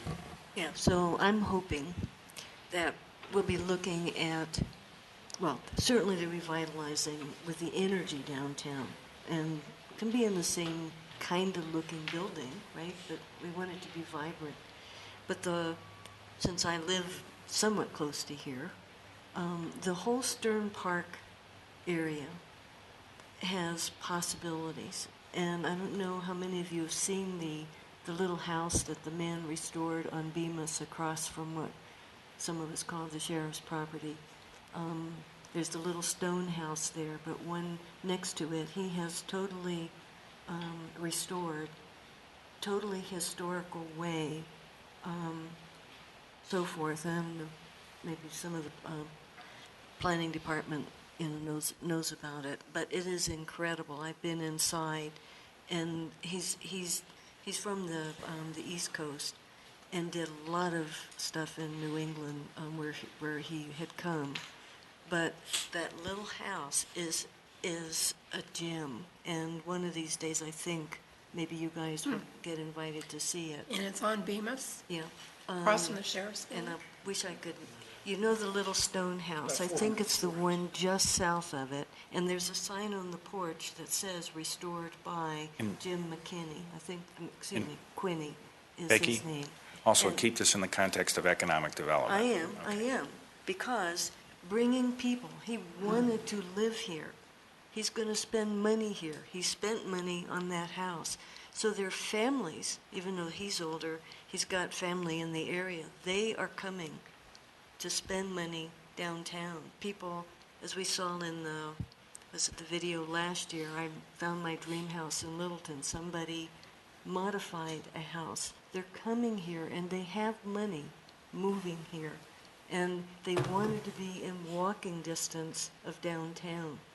That's the economic part of this. And they have friends and relatives that come and then come downtown. So it's all, part of that in my mind.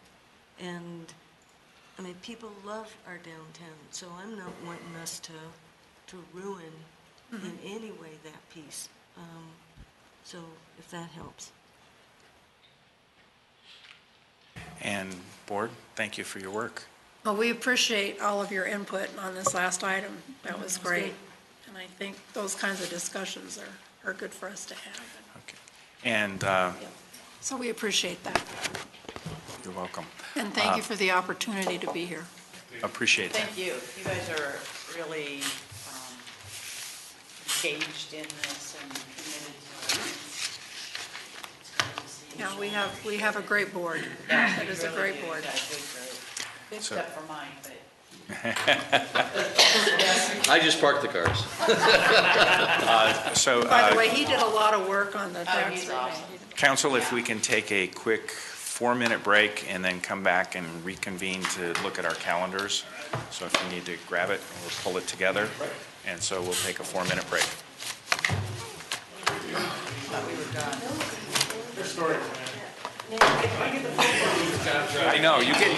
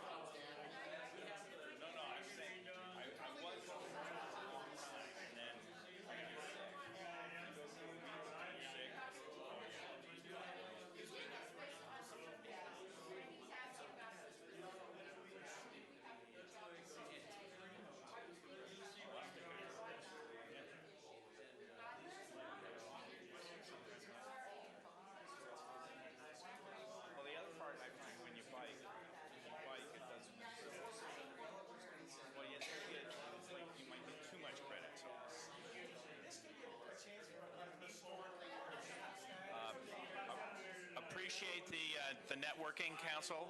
If we could reconvene, please.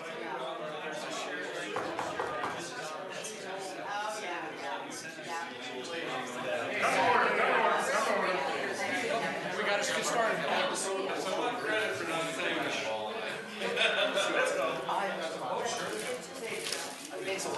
Well, thank you, Bruce, and thank you all. I will let you know what's going on.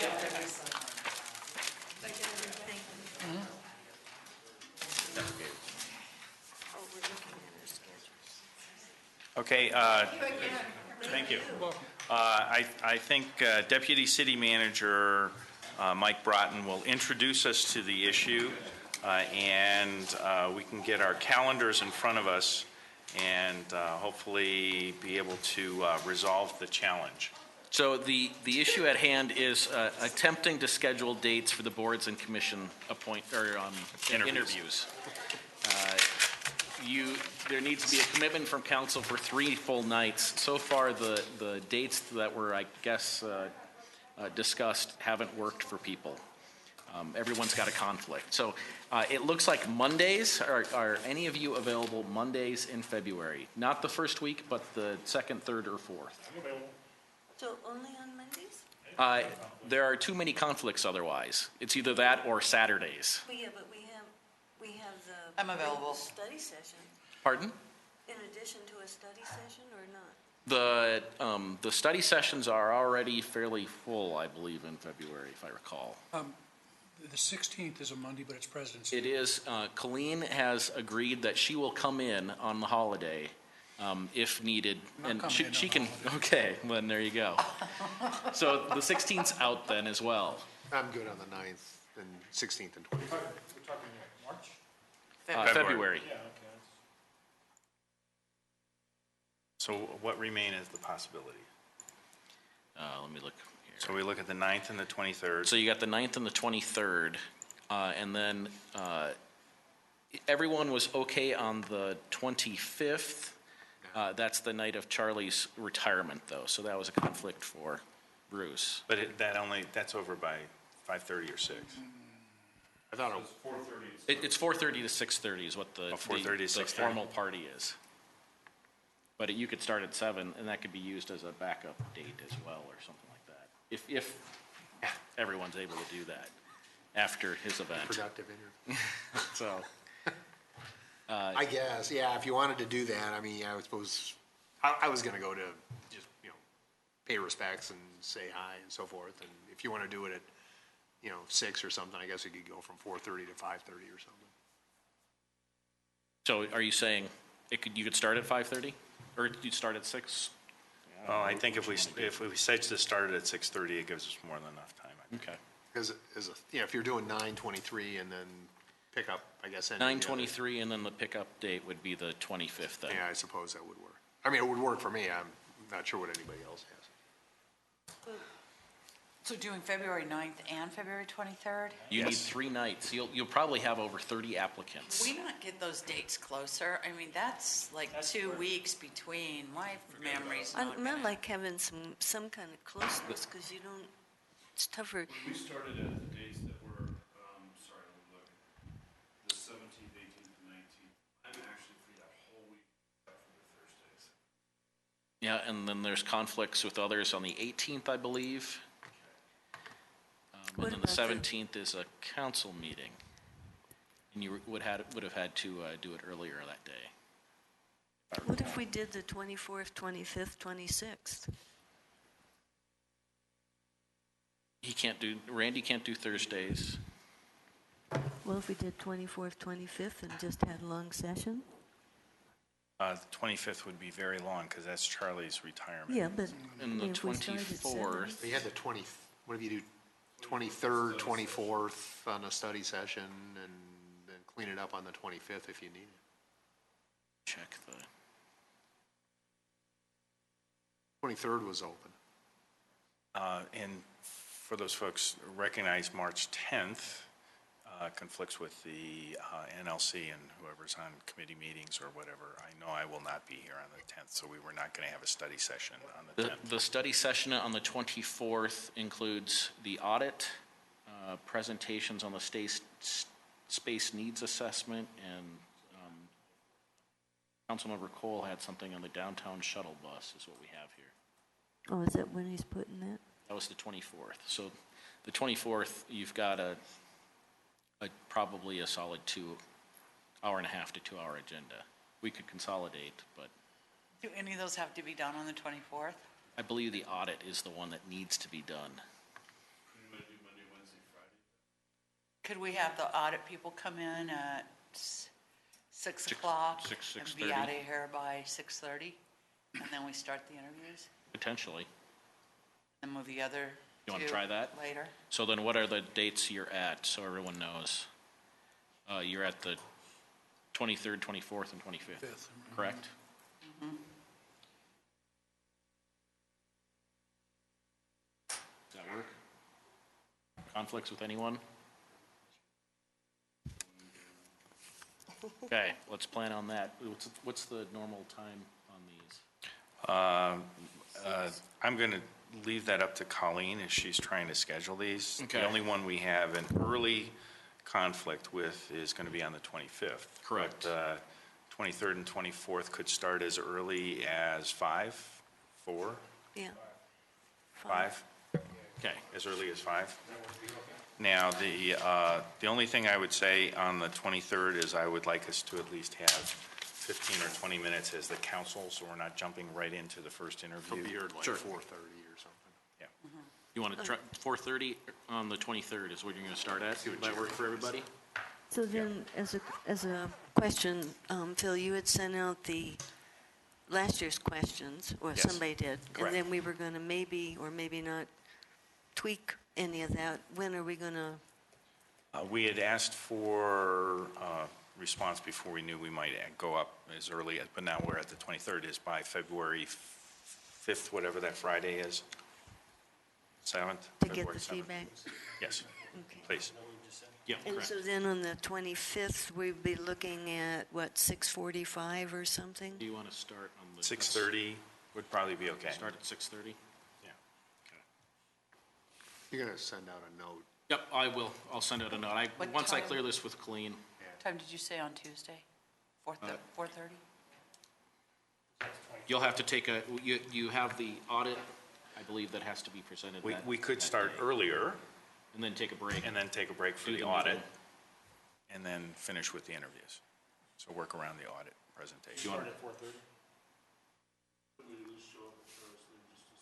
This is. Well, But yeah. this is for the Tuesday, the 24th. Okay, Yes. so what time then on the 24th? If 4:30 works? 4:30, 4:30?